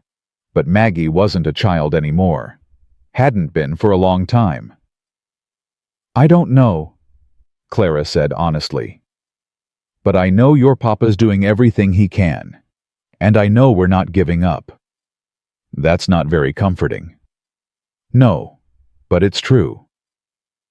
Maggie was quiet for a moment.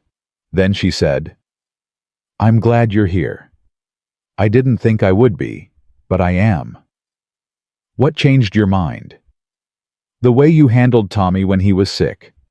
The way you talked to Abby about Mama. The way you stood next to Papa when Shaw's men came. Maggie pulled her blanket tighter.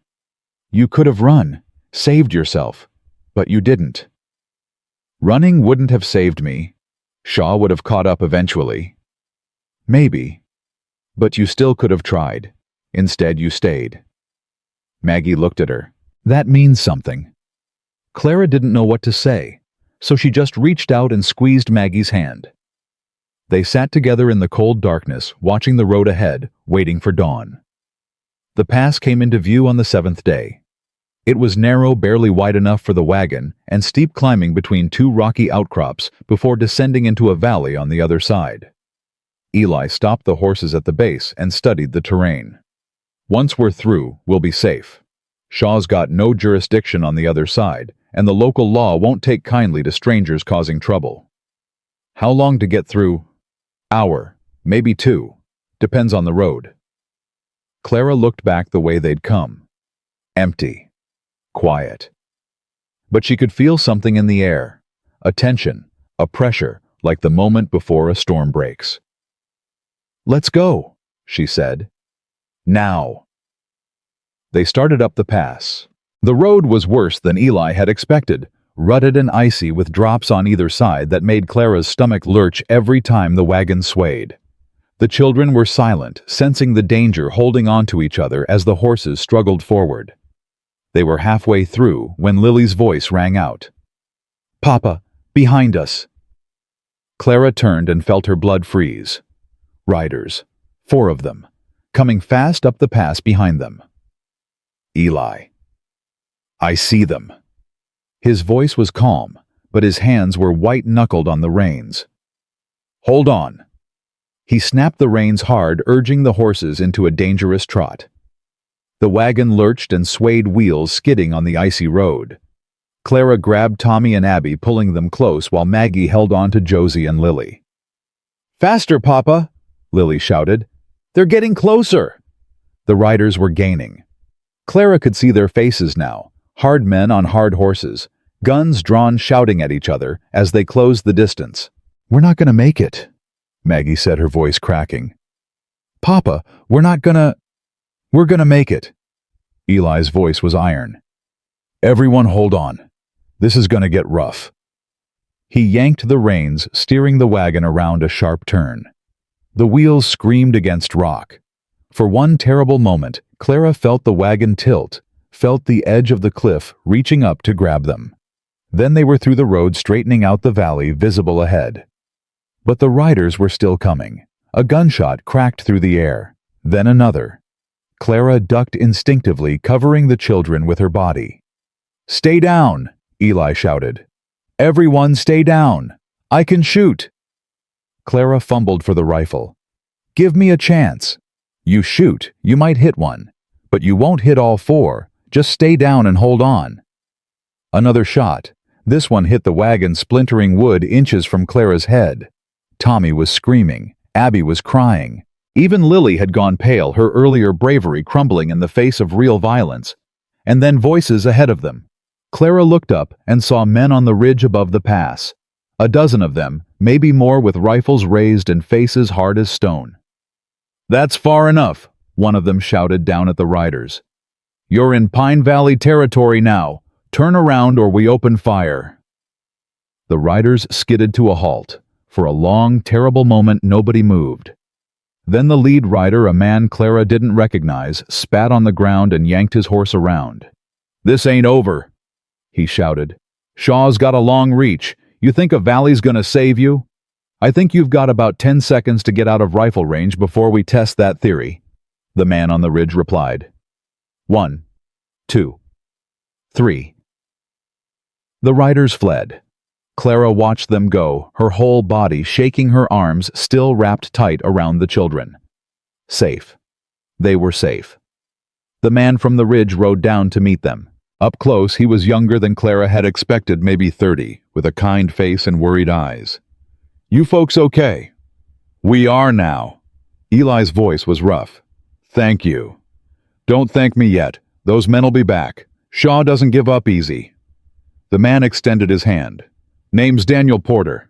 I'm sort of the unofficial law around here." "Eli McAllister. This is Clara Whitmore and my children."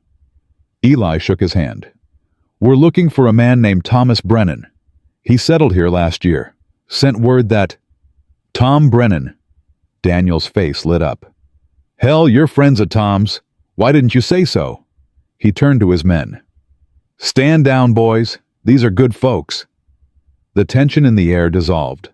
Clara felt tears burning in her eyes. She blinked them back, not wanting the children to see. "Tom's place is about 5 miles into the valley," Daniel said. "I'll ride ahead. Let him know you're coming. He'll be glad to see friendly faces." "We'd appreciate that." Daniel tipped his hat and rode off, leaving them alone on the road. For a long moment, nobody spoke. Then Tommy's small voice broke the silence. "Miss Clara, can I come out now?" Clara laughed a wet, shaky sound and loosened her grip on him. "Yes, sweetheart. You can come out now. We're safe." "Really safe, or pretend safe?" "Really safe." Tommy considered this. Then he held up Bear and said, "Bear's glad. He was scared." "I know. Me too." They rode into Pine Valley as the sun began to set. Clara watched the landscape change around them, harsh mountain giving way to gentler slopes, dead winter grass hinting at the green that would come in spring. It was beautiful, in a hard kind of way. The kind of place where life wouldn't be easy, but it would be possible. Tom Brennan was waiting for them at the edge of his property. He was a big man, barrel-chested and gray-bearded, with a booming voice that carried across the valley. When he saw Eli, his face split into a grin. "Eli McAllister, you old dog! I thought you'd never leave that ranch of yours." "Didn't have much choice, Tom." Eli climbed down from the wagon and clasped his friend's hand. "Had some trouble back home." "I heard. Daniel told me." Tom's expression sobered. "Shaw's men." "Shaw's men. Bastards." Tom spat on the ground. "Well, you're safe here. Valley's got its own ways of dealing with outsiders who cause trouble."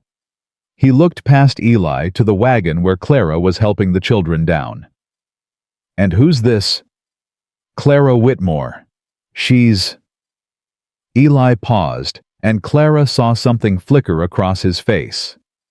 "She's family." Tom raised an eyebrow, but didn't comment.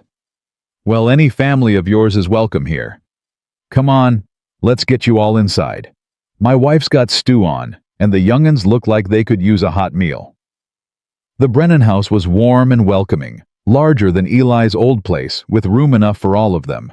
Tom's wife, a plump woman named Martha, with a quick smile and kind eyes, immediately took charge of the children. "Look at you poor things frozen half to death. Come by the fire, all of you. Tommy, is it? What a handsome boy. And who's this Bear? Well, Bear needs to warm up too, doesn't he?" Within minutes, she had all 5 children settled by the fire with blankets and bowls of stew. Even Lily submitted to being fussed over, though she grumbled about not needing help. Clara stood back and watched something loosening in her chest. "She's good with children," she said quietly. "Martha always wanted a big family." Tom appeared beside her, 2 cups of coffee in his hands. He offered her one. "Never happened for us, but she mothers everyone who comes through here. It's her gift. It's a good gift. The best." Tom took a sip of his coffee. "So, you and Eli." Clara felt heat rise to her cheeks. "There's nothing—" "Don't bother lying. I've known that man for 20 years. I've never seen him look at anyone the way he looks at you." Tom's voice was gentle. "Sarah was a good woman. Best I ever knew, aside from my Martha. But she's been gone 4 years now, and Eli's been dying slowly ever since. I'm not trying to replace her. I know. That's not what I'm saying. Tom turned to face her fully. I'm saying that man deserves happiness. And from what I can see, so do you. So whatever this is between you, don't run from it. Don't let fear or guilt or the ghost of what came before steal something good. Clara didn't know what to say. Tom just smiled and patted her shoulder. Think about it. That's all I'm asking. He walked away, leaving her alone with her thoughts. That night, after the children were asleep in the Brennans' spare rooms, Clara found Eli sitting on the porch staring out at the dark valley. She sat down beside him without asking permission. Tom's a good man, she said. The best. He thinks we should stay here, build a new life. Eli nodded slowly. He offered me land. Enough for a house and some livestock.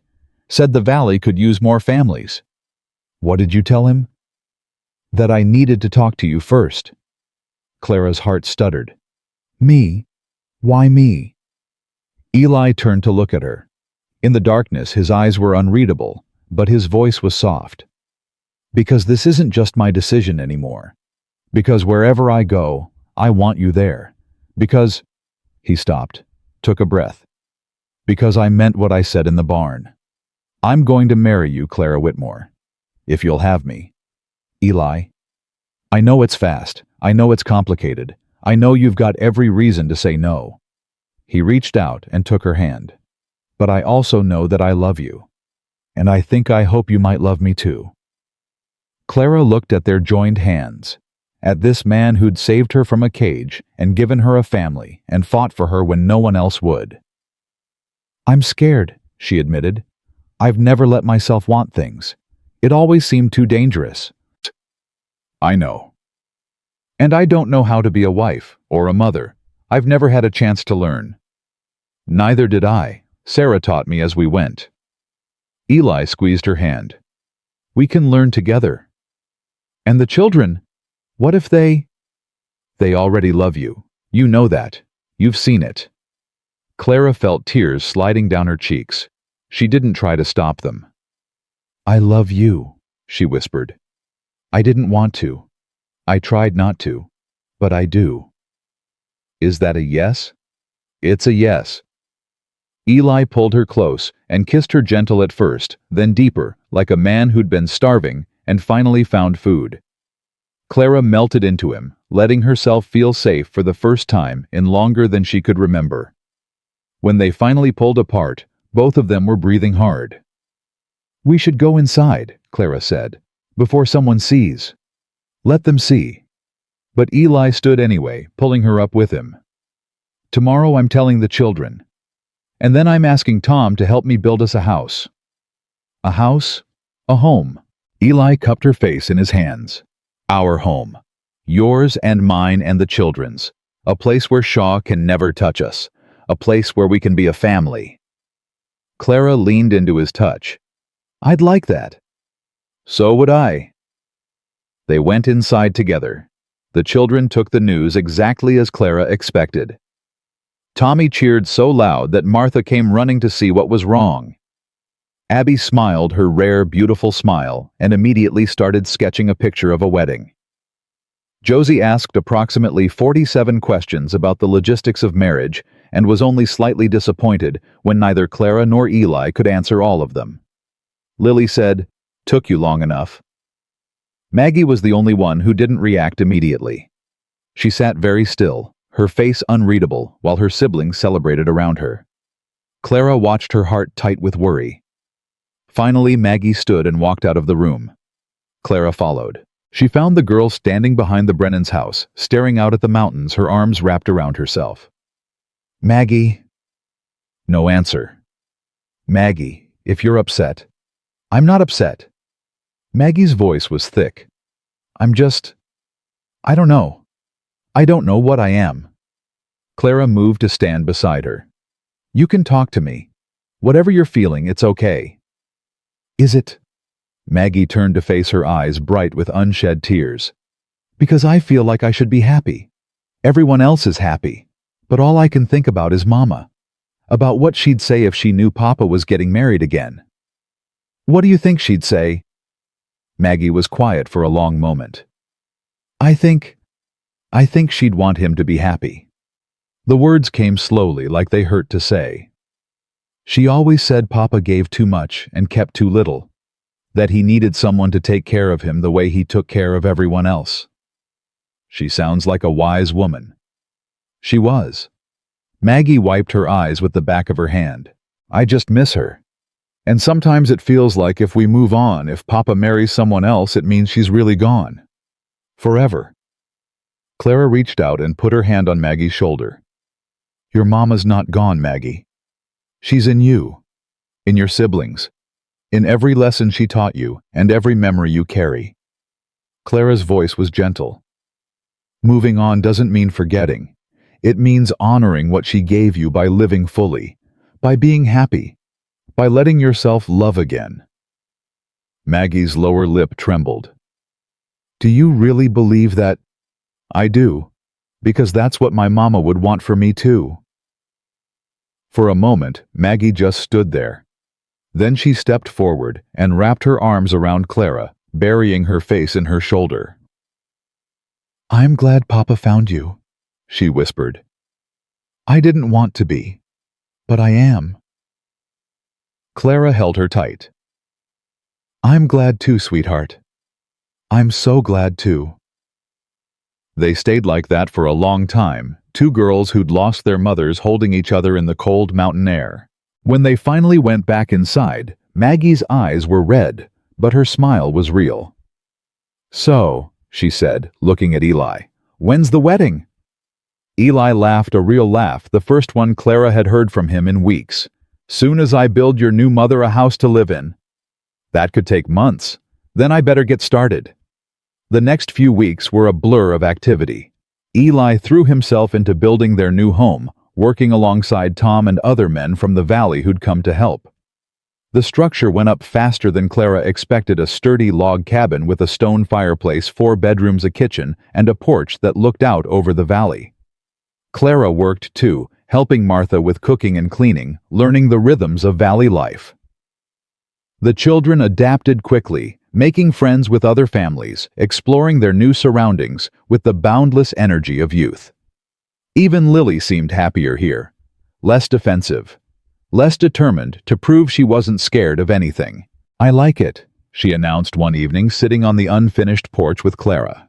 It's quieter than home, but good quiet, not scary quiet. I know what you mean. And there's a creek. Tommy found a frog in it yesterday. He wanted to keep it, but Maggie said no. Maggie's right. Frogs belong in creeks. That's what she said. Lily picked at a splinter in the wood. Miss Clara. Yeah. Are you going to be different when you're our mama for real? Clara considered the question. Different how? I don't know. Some people change when things become official. They get stricter, or meaner, or they stop trying so hard. Lily's voice was carefully casual.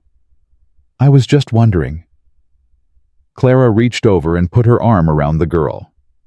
I'm not going to be different. I'm going to love you the same way I love you now. I'm going to worry about you and scold you and be proud of you and hold you when you're sad. She squeezed Lily's shoulder. The only thing that's going to change is my name, and maybe where I sleep. Lily leaned into her. Okay. Okay. Okay. She was quiet for a moment. Then, I'm still not scared of anything, though. Clara smiled. I know, sweetheart. I know. 3 weeks later, the house was finished. Clara stood in the main room, surrounded by Eli and the children, looking at the life they were about to begin. It's perfect, she said. It's not much. Eli was watching her face, searching for her reaction. Smaller than the old place, and we'll need furniture and... It's perfect, Clara said again, because it's ours. She crossed to him and took his hands. I've spent my whole life running, looking for somewhere to belong, somewhere safe. She looked up at his face, this good man, this brave man, who'd saved her and loved her and asked for nothing in return. I found it, Eli. I found it with you." Eli's eyes were bright. "So," he said, his voice rough. "About that wedding." "What about it?"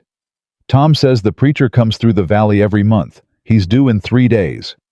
Clara's heart leaped. 3 days.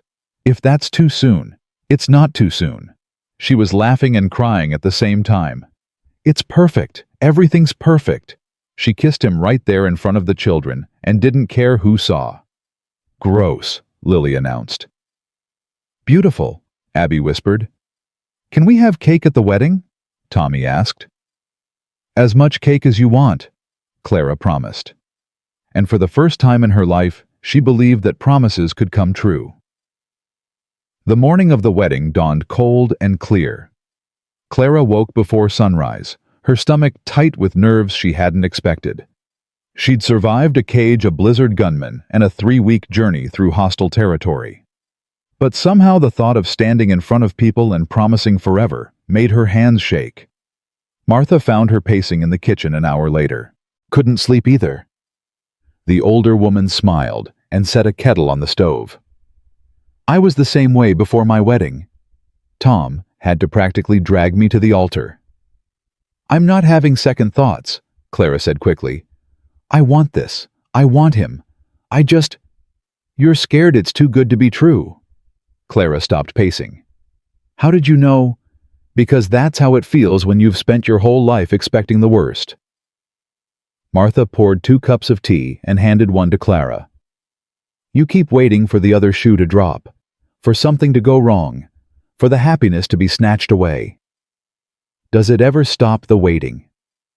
Eventually, when you've had enough good days strung together that you start to trust them." Martha squeezed her hand. "Give it time, Clara. Let yourself believe." The children burst in before Clara could respond. Tommy leading the charge, still in his nightclothes, bear dangling from one hand. "Miss Clara, Papa says we gotta get ready. He says you're gonna be our real mama today." "He's right." Clara crouched down to his level. "How do you feel about that?"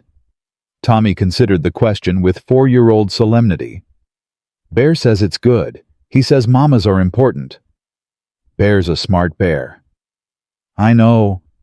Tommy threw his arms around her neck. "I love you, Miss Clara, even when you're Mama Clara." Clara held him tight, breathing in the little boy smell of him, dirt and sunshine and sleep. "I love you too, sweetheart, so much." The other children filtered in over the next hour. Josie, with her glasses already smudged, asking questions about the ceremony. Abby carrying her sketchbook, quiet and watchful as always. Lily with her hair a wild tangle, complaining that dresses were stupid and why couldn't she wear trousers to the wedding. And Maggie, standing in the doorway, holding something in her hands. "Miss Clara," her voice was soft. "Can I talk to you alone?" Clara followed her outside where the morning light was just beginning to warm the valley. Maggie stood with her back to the house, shoulders tense. "I found something. In Papa's things." She turned and held out her hands. I think you should have it." It was a hair comb. Delicate silver with tiny flowers etched along the edge. Beautiful and old and clearly precious. "Maggie, I can't—" "It was Mama's." Maggie's voice cracked slightly. "She wore it on her wedding day. I remember I was little, but I remember her showing me. She said someday she'd give it to me when I got married." Clara's throat tightened. "Then you should keep it." "No." Maggie shook her head firmly. "Mama would want you to have it. She would want—" She stopped, took a breath. "She would want Papa to be happy. And you make him happy. So this should be yours." "Maggie, please." The girl's eyes were bright with unshed tears. "Let me give you this. Let me welcome you. Properly." Clara took the comb with trembling hands. It was heavier than it looked, warm from Maggie's grip. "Thank you," she whispered. "I'll treasure it, always." Maggie nodded once sharply. Then, before Clara could react, she stepped forward and hugged her, a real hug, fierce and tight. "Welcome to the family," Maggie said into her shoulder. Mama! Clara held her and let the tears come. The ceremony was simple. Reverend Peters, a traveling preacher with kind eyes and a gentle voice, performed the service in the main room of their new house. Tom and Martha stood as witnesses. The children crowded together near the fireplace, scrubbed and dressed in their best clothes. Clara wore a dress Martha had lent her, cream-colored, slightly too big, beautiful in its simplicity. Sarah's comb held her hair back from her face. Eli wore a clean shirt and his best jacket. His hair combed back, his boots polished. He looked nervous, more nervous than Clara had ever seen him, and somehow that made her love him even more. "Dearly beloved," Reverend Peters began, "we are gathered here today." "Wait!" Tommy's voice rang out. "Bear wants to see—" Eli sighed. "Tommy." "It's okay." Clara smiled at the little boy. "Bear should see. This is his family too." Tommy beamed and held Bear up higher. Reverend Peters cleared his throat and continued. The vows were traditional love, honor, cherish in sickness and in health. But when Eli spoke them, his voice rough with emotion, they felt like something more. Like promises carved in stone. Like truth that would outlast everything. "I, Eli McAllister, take you, Clara Whitmore, to be my wife. To have and to hold from this day forward, for better, for worse, for richer, for poorer, in sickness and in health, until death do us part." Clara's voice shook when she repeated the words back. But she meant every one. When Reverend Peters pronounced them husband and wife, Eli kissed her soft and sweet and full of promise. The children cheered. Tommy demanded to know if he could call her Mama now. Lily complained that the ceremony was too long, and when was the cake? Josie asked if Clara's last name was McAllister now, and how that worked legally. Abby just smiled and sketched furiously in her book.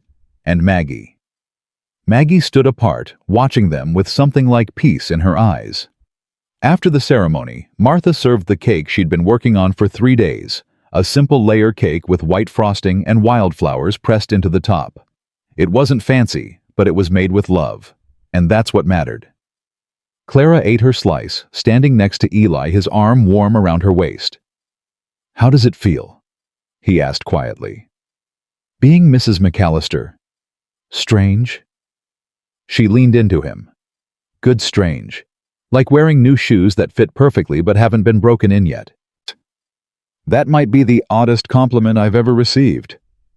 "Get used to it. I'm full of odd compliments."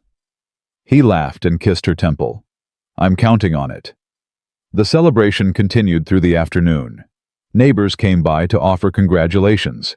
People Clara was still learning to know, families who'd welcomed them into the valley without question. Daniel Porter brought a bottle of whiskey he'd been saving. The Miller family from down the road brought a quilt their grandmother had made. By evening, Clara was exhausted in the best way possible. Happy tired, full tired. The kind of tired that came from being surrounded by people who cared. She was helping Martha clean up when she noticed Eli standing by the window, his expression suddenly sharp. "What is it?" "Ryder coming." He moved toward the door. "Stay here." "Eli." "Stay here." He grabbed his rifle and stepped onto the porch. Clara watched through the window, her heart hammering. The rider was coming fast, too fast for a social call. She could see dust rising behind the horse even in the fading light. It was Daniel Porter, riding like the devil himself was chasing him. He pulled up hard in front of the house, his horse lathered and heaving. "Eli, we've got trouble." "What kind?" "The Shaw kind." Daniel's face was grim. "Got word from Miller's Crossing. A group of men came through this morning. 8 of them, armed, asking about a wagon with a man, a woman, and 5 children. Clara's blood turned to ice. "They know we're here," Eli said flatly. "They know you're in the valley. Don't know exactly where yet. The folks at Miller's Crossing played dumb, but it's only a matter of time." Daniel looked past Eli to where Clara stood in the doorway. "Ma'am, I'm sorry to bring this news on your wedding day." "How long do we have?" Clara's voice was steadier than she felt. "Hours. Maybe less if they're pushing hard. Eli was already moving. Tom, I need you to take Clara and the children to the caves, the ones we talked about. Eli, no. Clara grabbed his arm. I'm not running. Not again. This isn't running. This is keeping you safe while we deal with Shaw's men. While we deal with them, you and what army? He's got one. Daniel stepped forward.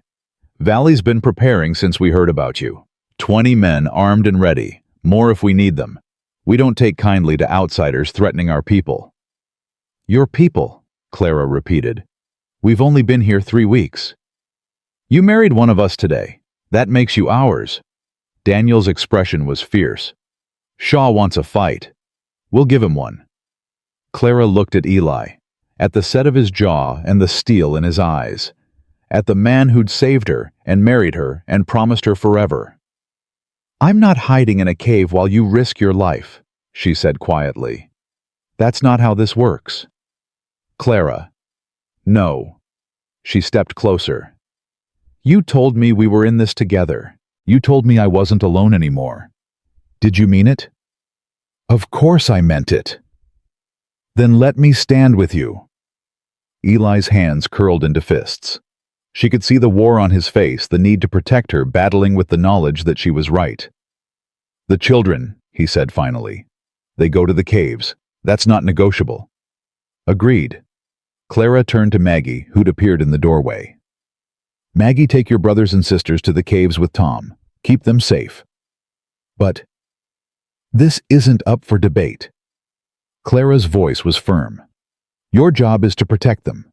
Can you do that? Maggie's chin came up. Yes, ma'am. Good. Go. Now. The next 15 minutes were chaos, gathering the children, packing supplies, saying hurried goodbyes. Tommy didn't understand why he had to leave. Lily wanted to stay and fight. Josie asked too many questions. Abby clung to Clara's hand and wouldn't let go until Maggie gently pried her away. Be careful, Maggie said, meeting Clara's eyes. Please. I will. I promise. Then they were gone, disappearing into the darkness, with Tom leading the way. Clara turned to find Eli loading rifles. You know how to use one of these, he said. It wasn't a question. You taught me. I taught you to shoot at tin cans. This is different. I know. Clara took the rifle he offered. But I'd rather die fighting than live running. Eli looked at her for a long moment. Then he nodded once and handed her a box of ammunition. Stay close to me. Don't take risks. And if things go bad, they won't. If they do, he continued, you run. You find the children and you take them as far from here as you can. Don't look back. Eli. Promise me, Clara. Promise me that if I fall, you'll keep them safe. She wanted to argue. Wanted to tell him that she wouldn't survive losing him, that the thought of running again made her want to scream. But she looked into his eyes and saw the truth there. He needed this. Needed to know that his children would be protected no matter what. I promise, she whispered. He kissed her hard and desperate and full of everything they didn't have time to say. I love you, Mrs. McAllister. I love you too. Then there was no more time for words. Daniel's men had positioned themselves around the valley's entrance, the same pass that Eli and Clara had come through 3 weeks ago. It was the only way in that wouldn't take days of hard mountain travel, and Shaw's men would have to come through it. Clara crouched beside Eli behind a rocky outcrop, her rifle cold and heavy in her hands. Around them the valley men waited in tense silence. How do we know they're coming tonight? She asked quietly. We don't. Daniel's voice came from nearby. But Shaw's type don't like waiting. They'll want to hit us before we're ready. Too late for that. Let's hope they don't know it. The minutes stretched into hours. Clara's legs cramped. Her fingers went numb from the cold. Eli's warmth beside her was the only thing keeping her grounded. She thought about the children safe in the caves with Tom, thought about Maggie's fierce face and Tommy's confused tears, and Lily's brave, I ain't scared. Thought about the life they were building here, the home they'd made, the future they'd dared to imagine. She wasn't going to let Shaw take that away. The riders came just after midnight. Clara heard them before she saw them. Hoofbeats echoing off the canyon walls, muffled voices carrying in the still night air. 8 men just like Daniel had said. Armed and dangerous, and hunting. "Hold," Daniel murmured. "Let them get closer." Clara's heart was pounding so hard she was sure everyone could hear it. Her hands were sweating despite the cold. The rifle felt alien and awkward in her grip. Eli's hand found hers in the darkness and squeezed once. The riders entered the pass. "Now!" Daniel shouted. The night exploded. Gunfire from every direction. Men shouting, horses screaming. Clara couldn't tell what was happening, couldn't separate the chaos into anything that made sense.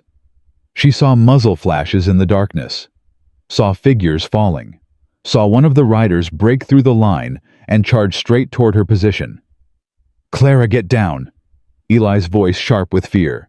But Clara didn't get down. She raised her rifle, sighted along the barrel the way Eli had taught her, and fired. The rider jerked and tumbled from his horse. She'd hit him. She'd actually hit him. No time to process. Another rider was coming, and another. Clara fired again, missed, fired again. The rider's horse went down, throwing him into the dirt.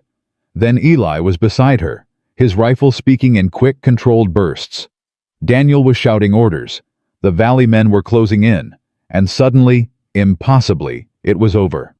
The remaining riders, 4 of them, threw down their weapons and raised their hands. The others were on the ground, dead or wounded. Clara lowered her rifle and realized she was shaking. "It's done," Eli said, his arm coming around her shoulders. "It's done, Clara. We won." But Clara was staring at the riders who'd surrendered, at one man in particular. He was dismounting slowly, his hands raised, his face twisted with fury, even in defeat. Marcus Shaw. He looked older than Clara remembered, harder. The scar she'd given him stood out white and ugly against his skin. "Hello, Clara." His voice was a rasp. "Miss me?" "Shut up." Daniel stepped forward, rifle aimed at Marcus's chest. "You're under arrest, all of you." "Under whose authority?" "Mine." Daniel's voice was cold. "This is Pine Valley. You've got no power here." "My brother." "Your brother's dead." Marcus froze. "What?"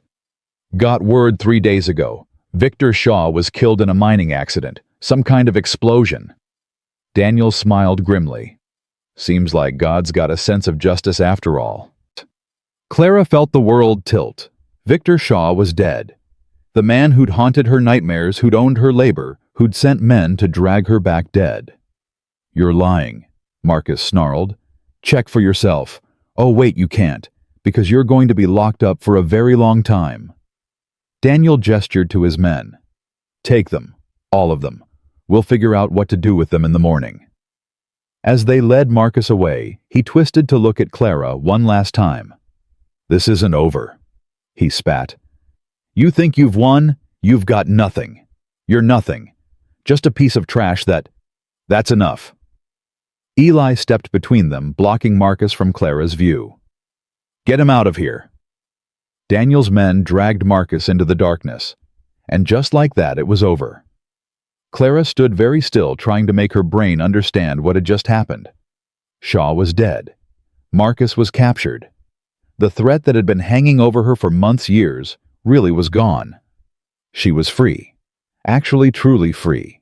"Clara," Eli's voice was gentle. "You okay?" She turned to look at him, at his worried face and his strong hands and his eyes that had seen her at her lowest and loved her anyway. "I think so," she said slowly. I think I'm okay."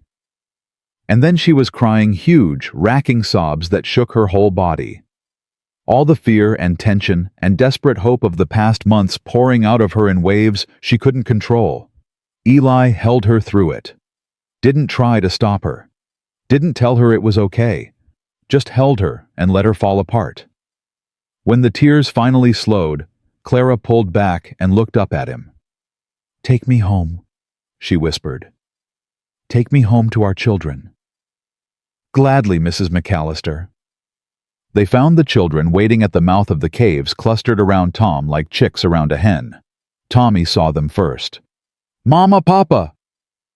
He broke away and ran, launching himself at Clara with enough force to nearly knock her over. She caught him and held him tight, breathing in the small boy's smell of him. "You came back," he said into her shoulder. Bear was worried. "Bear doesn't need to worry anymore." Clara kissed his hair. "The bad men are gone. For good this time." "Really? Really?" The other children swarmed them. Then Josie with her questions, Abby with her silent hugs, Lily with her fierce, "I knew you'd win." Maggie stood apart for a moment, watching, her face unreadable. Then she walked forward and wrapped her arms around both Clara and Eli at once.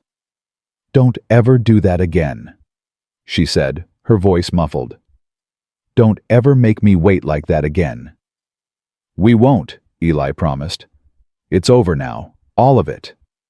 They walked home. As the sun began to rise, 7 people who'd found each other through tragedy and chosen to become a family. The valley spread out before them, gold and pink in the early light, beautiful and peaceful and safe.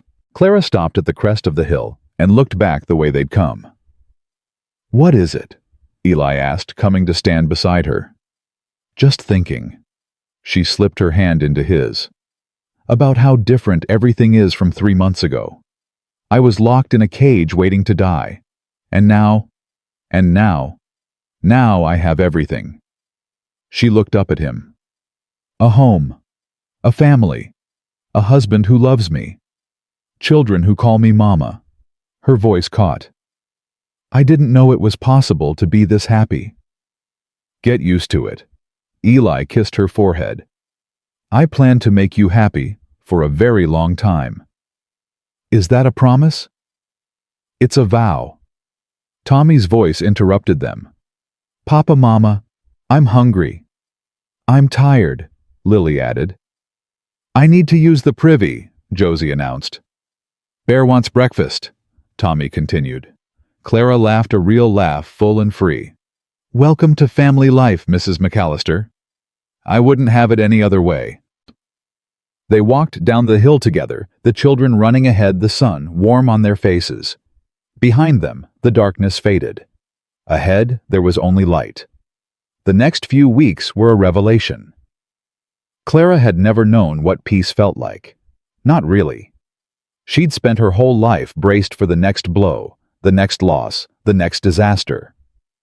Even in her happiest moments, there had always been a part of her waiting for it all to fall apart. Now slowly that part of her began to quiet. She woke each morning to the sound of children's voices and the smell of wood smoke. Spent her days cooking and cleaning and mending and laughing. Learned the rhythms of valley life, the gathering of neighbors, the sharing of labor, the way everyone looked out for everyone else. And every night she fell asleep in Eli's arms, safe and warm and loved. "You're different," Eli said one evening, watching her from across the room. "Lighter somehow." "I feel lighter." Clara looked up from the shirt she was mending. "Like I've been carrying something heavy for so long that I forgot what it felt like to put it down." The fear, that, and the loneliness, the certainty that I'd never belong anywhere. She set down her needle. "I belong here, Eli, with you, with the children. For the first time in my life, I feel like I'm exactly where I'm supposed to be." Eli crossed the room and crouched beside her chair. "I feel the same way. Like everything that happened, Sarah's death, the hard years, even Shaw's men, it all led here, to this moment, to you. That's a lot of suffering to justify. Maybe, or maybe suffering is just the price we pay for understanding joy." He took her hand. "I wouldn't trade this for anything, Clara. Not even if I could go back and change the past." Even Sarah. The question slipped out before she could stop it. She regretted it, immediately saw the flash of pain in Eli's eyes. "I'm sorry, I shouldn't have—" "No." He shook his head slowly. It's a fair question, and I've thought about it. He was quiet for a moment. I loved Sarah. I'll always love her. But she's gone, and wishing won't bring her back. What I have now, this life, this family, it's not a replacement for what I lost. It's something new, something different. He met her eyes. Something just as precious. Clara felt tears threatening again. She seemed to cry more now than she ever had in her life. Happy tears, sad tears, overwhelmed tears. I love you, she whispered. I love you too. He kissed her softly. Now finish that mending. Tommy ripped his other shirt this morning, and we're running out of clothes to sacrifice. Clara laughed and picked up her needle. This was her life now. Small moments, simple joys. Love built one day at a time, and it was everything. Spring came slowly to the valley. The snow melted. The creek swelled. Green began to push through the brown of winter tentative. At first, then bolder. Clara planted a garden behind the house, vegetables and herbs and flowers, things she'd learned from Martha, and memories of her mother's garden back in Boston. The children helped, even Lily, who complained the whole time, but planted her rows straighter than anyone. I hate gardening, she announced, wiping dirt on her dress. I know. It's boring and dirty and takes forever. I know. I'm never doing it again. Okay? Lily glared at her. You're supposed to argue. Why? You're going to do what you want anyway. Clara smiled. But I notice you've been out here every morning for a week. That's different. How? Lily struggled for an answer. It just is. Clara let it go. She'd learned that with Lily, pushing only made her push back harder. Better to let her come around on her own terms. Tommy, meanwhile, had discovered a passion for collecting things. Rocks, feathers, interesting sticks. Bugs that Maggie made him release immediately. His treasures filled a wooden box by his bed, carefully sorted by some system only he understood. This one's my favorite, he told Clara one afternoon, holding up a smooth gray stone. Bear found it by the creek. It's beautiful. Bear says it's magic. He says if I hold it tight enough, Mama Sarah can see me from heaven. Clara's heart clenched. What do you think? Tommy considered the question with 4-year-old seriousness. I think Bear's smart. But I also think... He stopped, his face scrunching with effort.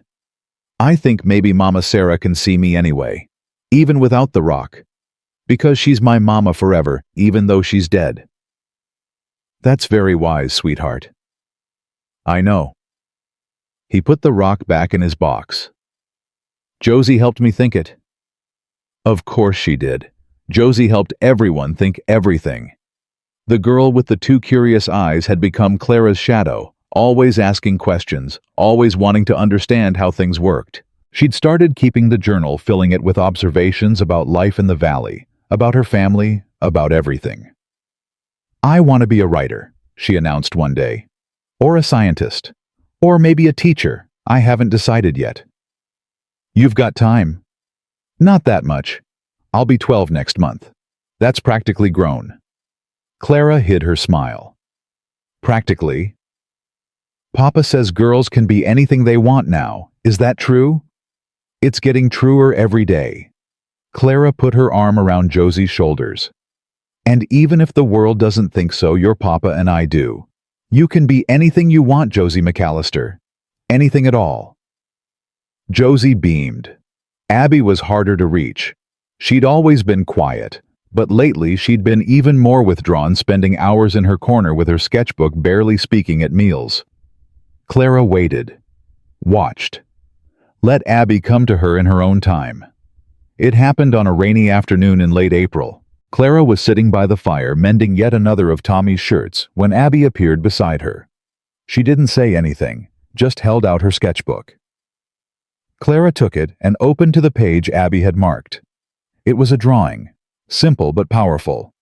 2 figures standing together, a tall woman with dark hair and a smaller woman with lighter hair. Below them, carefully lettered, "My two mamas." Clara's vision blurred with tears. "It's not very good," Abby said quietly. "I'm still learning. It's beautiful." Clara pulled the girl into her arms. "It's the most beautiful thing I've ever seen." Abby hugged her back tight and desperate, the way she'd been wanting to for months, but hadn't known how to ask for. "I miss her," Abby whispered. "Mama Sarah, I miss her so much." "I know, sweetheart, I know. But I love you too. Is that okay? To love both?" "That's more than okay." Clara stroked her hair. "That's exactly how it should be." They stayed like that for a long time, holding each other while the rain fell outside, and Maggie watched from the doorway, a small smile on her face. Summer came to Pine Valley like a gift. The garden Clara had planted burst into life, tomatoes and beans and squash, climbing their stakes, herbs filling the air with fragrance, flowers nodding in the warm breeze. The children spent their days running wild through the valley, coming home sunburned and grass-stained and happy in ways Clara had never seen them before. She watched them from the porch one evening, Eli beside her, and felt something she couldn't quite name. "What are you thinking?" Eli asked. "That I don't deserve this?" "Clara, I know. You're going to tell me I do, that I've earned it, that happiness isn't something you have to deserve." She turned to look at him. "But sometimes I still can't believe it's real, that I get to have this life, this family, you." "It's real." Eli took her hand. "And you're stuck with it, with us, for good. Promise." "I already promised, on our wedding day. Remember?" "I remember." Clara leaned into him. "I just like hearing you say it." They sat together in comfortable silence, watching the sun sink behind the mountains. Tommy's laughter drifted up from the creek where he and Lily were catching frogs. Josie's voice carried from inside the house, reading aloud to Abby from some book of poetry. Maggie was in the garden, checking on the vegetables she'd planted herself, her movements careful and proud. This was Clara's life now. This was her family. This was home. And it was about to get bigger. She'd suspected for a few weeks. The tiredness, the queasiness in the mornings, the way certain smells suddenly made her stomach turn. She'd been a girl when her mother was pregnant with her youngest sibling, but she remembered the signs. She hadn't told Eli yet. Hadn't told anyone. Some part of her was still afraid to believe it, afraid that saying the words out loud would somehow make them not true. But Martha had noticed. "How far along do you reckon?" the older woman asked one afternoon, finding Clara sitting behind the house, with her hand pressed to her stomach. Clara startled. "How did you—" "I've seen enough pregnant women to know the signs." Martha sat down beside her. "You've been avoiding the bacon at breakfast. Can't stand the smell of Tom's pipe anymore. And you've got that look." "What look?" "The look of a woman who's carrying new life and hasn't quite figured out how to feel about it." Martha's voice was gentle. "How do you feel about it, Clara?" Clara was quiet for a long moment. "Scared," she admitted finally. "Happy. Overwhelmed. Scared again." She laughed shakily. "Mostly scared. That's normal." "Is it? I've never done this before. I don't know how to be a mother, not really. I've been pretending with the children, doing my best, but this—" She pressed her hand harder against her stomach. "This is different. This is a life I'm responsible for from the very beginning. What if I mess it up? What if I'm not good enough? What if—" "Stop." Martha's voice was firm.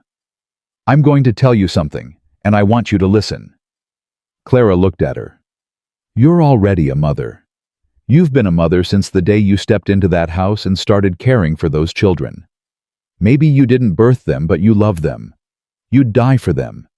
You've held them when they cried and cheered for them when they succeeded and disciplined them when they needed it." Martha took her hand. "This baby is lucky to have you, Clara, because you already know how to do the hardest part." "What's the hardest part?" Loving someone so much it terrifies you. Martha squeezed her hand. You've been doing that for months. The rest is just details. Clara felt tears sliding down her cheeks. She'd cried more in the past 6 months than in her entire life before. But these tears felt different, like something finally breaking free. I need to tell Eli. Yes, you do. Martha smiled. But maybe wash your face first. You look like you've been crying. I have been crying. Exactly. Clara found Eli in the barn fixing a broken harness. He looked up when she came in, and his expression immediately shifted to concern. What's wrong? Nothing's wrong. Clara took a deep breath. I need to tell you something. Eli set down the harness and came to stand in front of her. His hands found her shoulders steady and warm. Whatever it is, we'll handle it together. I know. She placed her hand over his heart. Eli, we're going to have a baby. The words hung in the air between them. Eli's face went through about 6 different emotions in the span of 3 seconds. Shock, confusion, disbelief, and then, slowly, a joy so pure it made Clara's breath catch. A baby, he whispered. You're sure? As sure as I can be without a doctor. A baby. He said it again, like he needed to hear it multiple times to believe it. Our baby. Our baby. And then he was kissing her hard and desperate and full of wonder, and lifting her off her feet and spinning her around until they were both laughing and crying at the same time. I love you, he said, setting her down, but not letting go. I love you so much, Clara McAllister.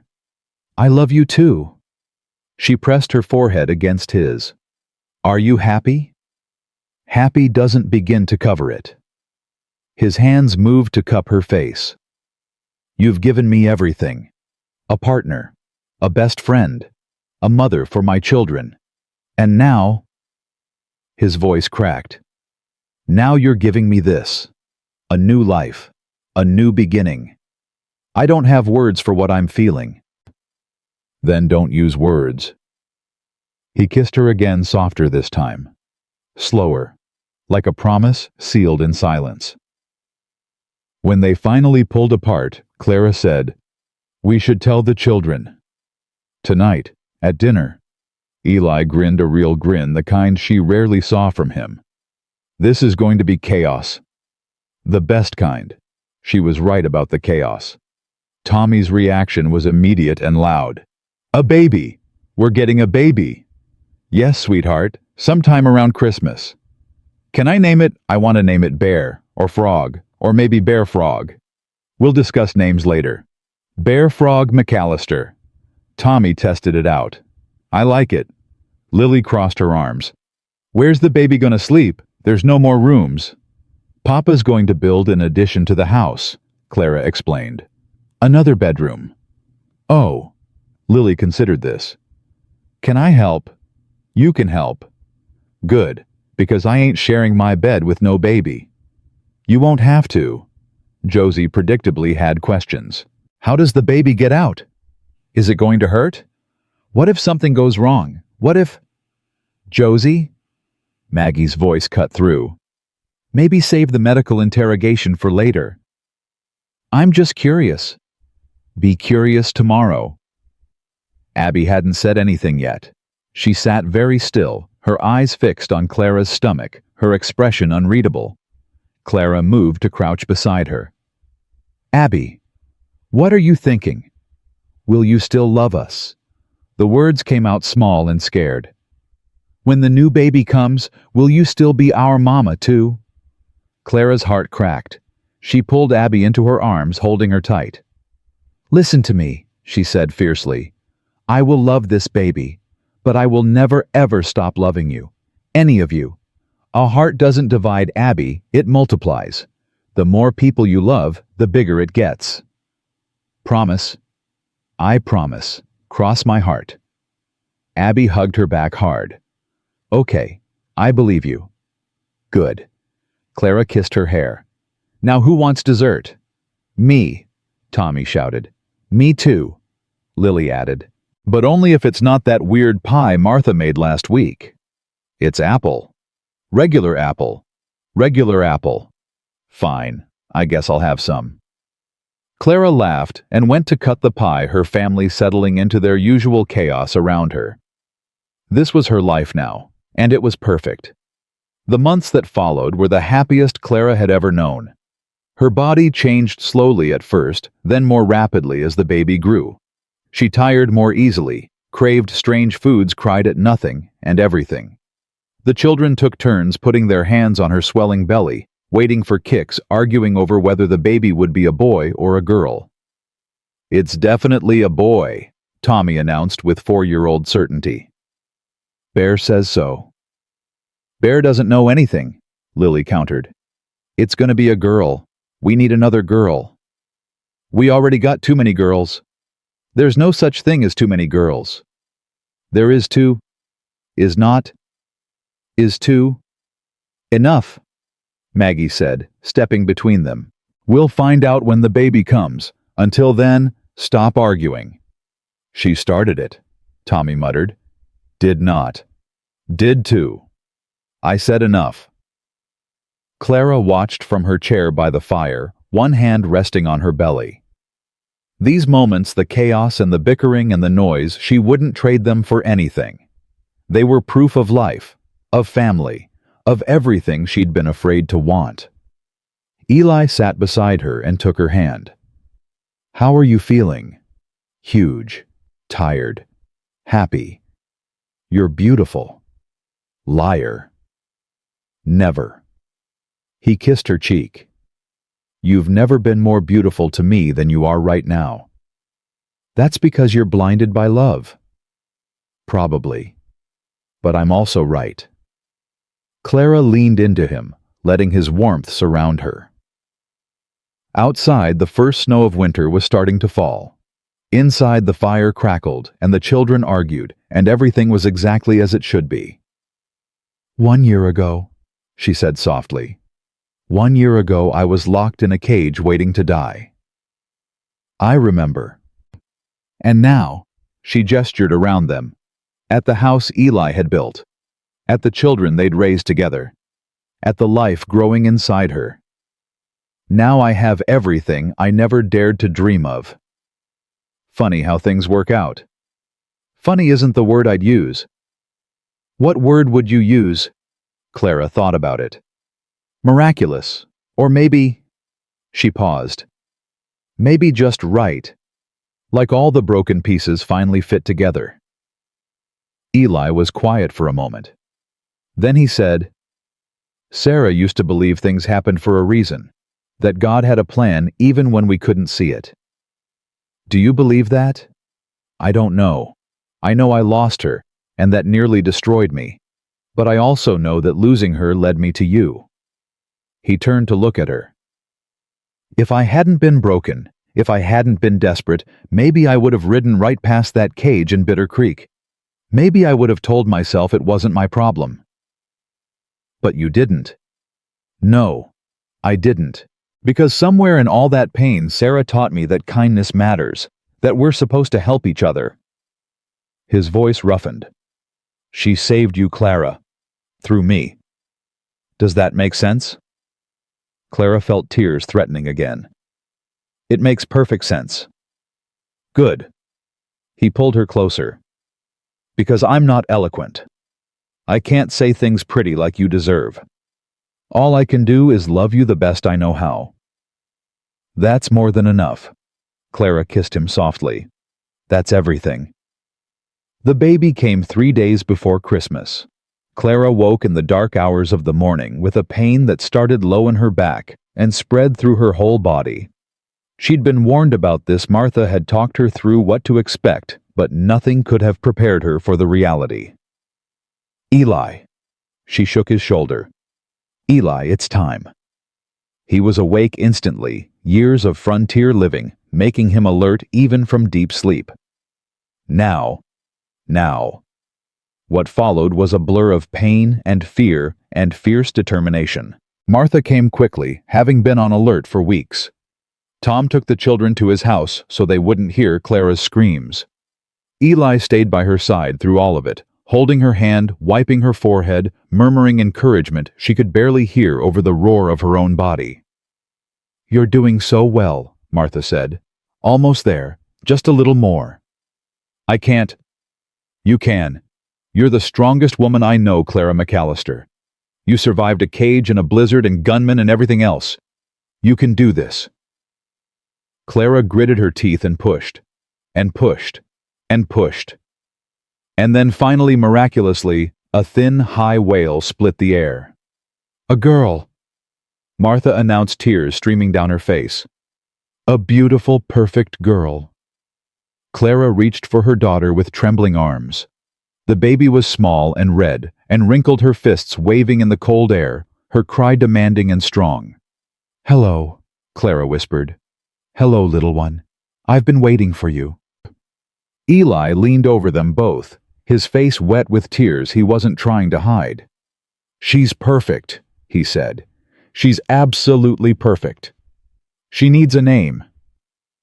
They'd discussed this for months, debating options, discarding suggestions, never quite settling on anything. But now, looking at her daughter's face, Clara knew. "Hope," she said. "Her name is Hope." Eli caught his breath. "Sarah's ring," the word engraved inside. "I know." Clara touched the baby's cheek. "It seemed right. After everything we've been through. After everything we've survived." She looked up at him. "She's our hope, Eli. For the future. For everything that comes next." Eli kissed her forehead, then the baby's. "Hope McAllister. It's perfect." "It is." The baby Hope squirmed and fussed, and finally found Clara's breast settling in to nurse with single-minded determination. Clara watched her, overwhelmed by love so fierce it felt like it might break her open. This was her daughter, her flesh and blood, the proof that broken things could heal and grow and create something new. "I love you," she whispered to the tiny life in her arms. "I love you so much, little Hope." The baby just nursed, oblivious to the weight of the words. But Clara knew she'd spend the rest of her life proving them true. The children came home Christmas morning. Tom and Martha brought them over after breakfast, all 5 of them bundled against the cold, their faces bright with excitement and nerves. "Is the baby here?" Tommy demanded. "Did it come? Can we see?" "Shh," Maggie said, though she looked just as eager. "Mama might be sleeping." "I'm awake." Clara's voice came from the bedroom. "Come in, all of you." They filed in like a small army. Tommy first, too impatient to wait. Then Lily and Josie and Abby, and finally Maggie, hanging back with uncharacteristic shyness. Clara sat propped against pillows. Hope cradled in her arms. Eli sat beside her on the bed, his arm around her shoulders. "Everyone," Clara said, "meet your new sister, Hope." Tommy's eyes went huge. "She's so small. She'll grow." "Can I hold her?" "Maybe later when you're sitting down. She's very delicate." "I'll be careful." Tommy reached out one finger and touched Hope's hand. The baby's tiny fingers curled around his, and Tommy's face split into a grin. "She likes me." "She does." "Hi, Hope.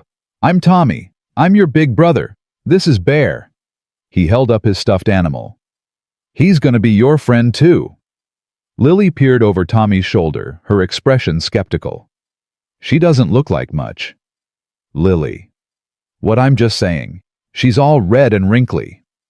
"You were red and wrinkly once, too." "Was not." "Were too, I remember." Maggie had moved closer, her eyes fixed on the baby. "You were the ugliest newborn I'd ever seen." "Hey. But you got better." Maggie almost smiled. "Hope will too." Josie predictably had questions. How much does she weigh? When will she open her eyes? Why is her head shaped like that? Is that normal? Should we? "Josie," Clara laughed weakly. "One question at a time. And yes, everything's normal. Abby hadn't said anything yet. She stood at the edge of the group clutching her sketchbook, her eyes moving between Clara's face and the baby's. Abby! Clara held out her hand. Come closer. It's okay. Abby approached slowly. When she reached the bed, Clara shifted Hope in her arms. Would you like to hold her? Abby's eyes went wide. Really? Really? Sit here.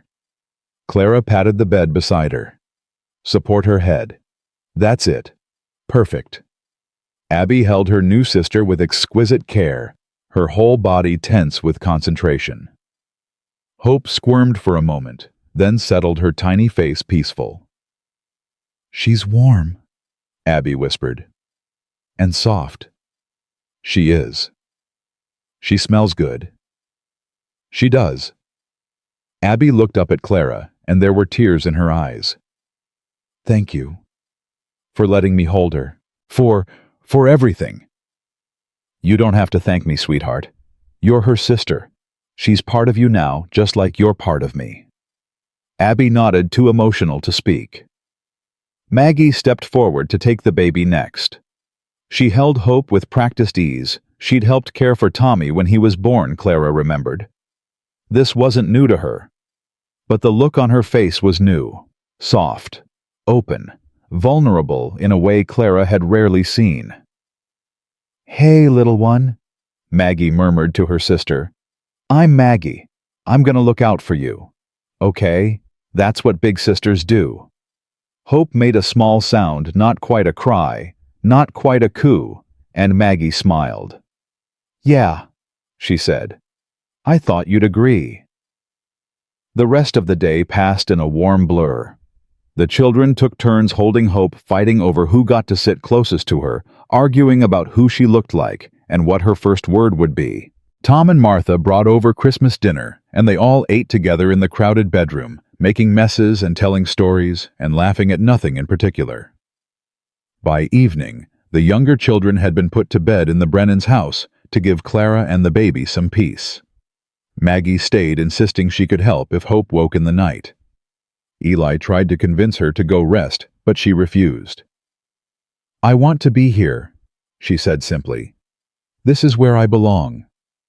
So the four of them, Clara, Eli, Maggie, and Hope, settled in for the night. The fire crackled. The wind howled outside, and inside, wrapped in warmth and love, a new family began. This time last year, Eli said softly, I was breaking you out of a cage. I remember. I didn't know what I was doing. Didn't know if I was making things better or worse. I just knew I couldn't walk away. I'm glad you didn't. So am I. He looked at Hope sleeping peacefully in Clara's arms. Look what we've built, Clara. Look what we've become. Clara looked at the baby she was holding, at the stepdaughter dozing in the chair by the fire, at the man she loved more than she'd ever thought possible. It's everything, she said. It's more than everything. It's just the beginning. Is that a promise? Eli leaned over and kissed her, soft and sweet and full of future. That's a vow. 2 years passed. They were good years. Hard sometimes, the way frontier life always was, but good. Hope grew from a red-faced newborn into a sturdy toddler with her father's dark hair and her mother's determined jaw. She took her first steps. At 10 months, said her first word at 11, and had been running and talking nonstop ever since.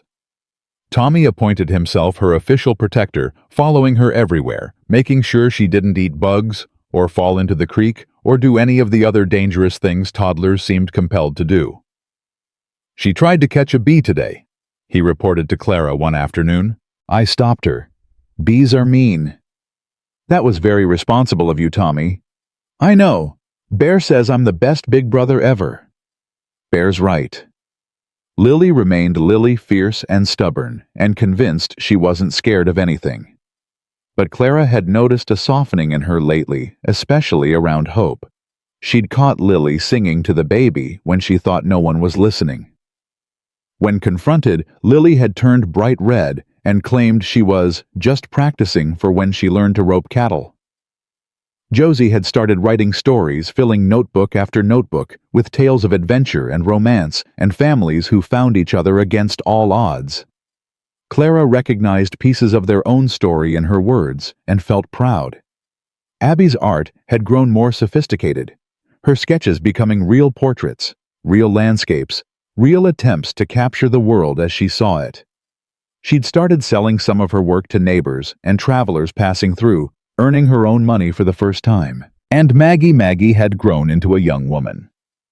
At 16, she was being courted by Daniel Porter's younger brother, a quiet young man named James, who looked at her like she'd hung the moon. Clara watched them walk together by the creek, sometimes hands almost but not quite touching, and remembered what it felt like to fall in love for the first time.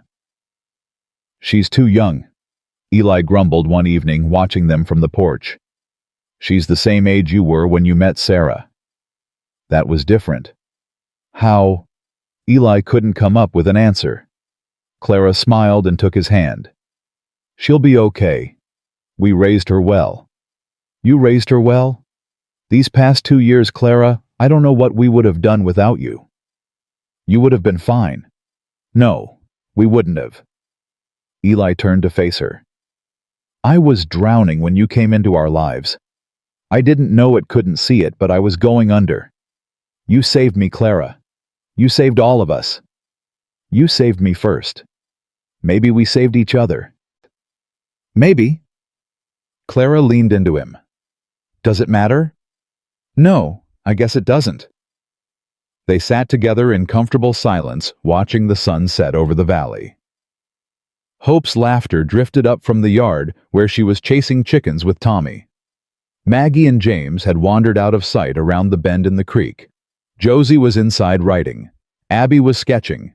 Lily was doing God knows what, probably something dangerous. This was Clara's family. These were the people she'd been looking for her whole life. "Clara." Eli's voice was soft. "Yeah. I need to tell you something." She turned to look at him, worried by his tone. "What is it?" "I've been thinking about the day I found you, about that cage in Bitter Creek, about everything that's happened since." He paused. "And I realized I never properly thanked you." "Thanked me for what?" "For staying, for fighting, for choosing us when you could have run." His eyes met hers. "For giving me back my life, for giving my children a mother, for giving me hope, both kinds of hope, the baby and the feeling." Clara felt tears threatening. "Eli." "I'm not done." He squeezed her hand. "I know I don't say things well. I know I'm better at showing than telling. But I need you to hear this, Clara. I need you to know." "Know what?" "That you're the best thing that ever happened to me. That I wake up every morning grateful that you're beside me.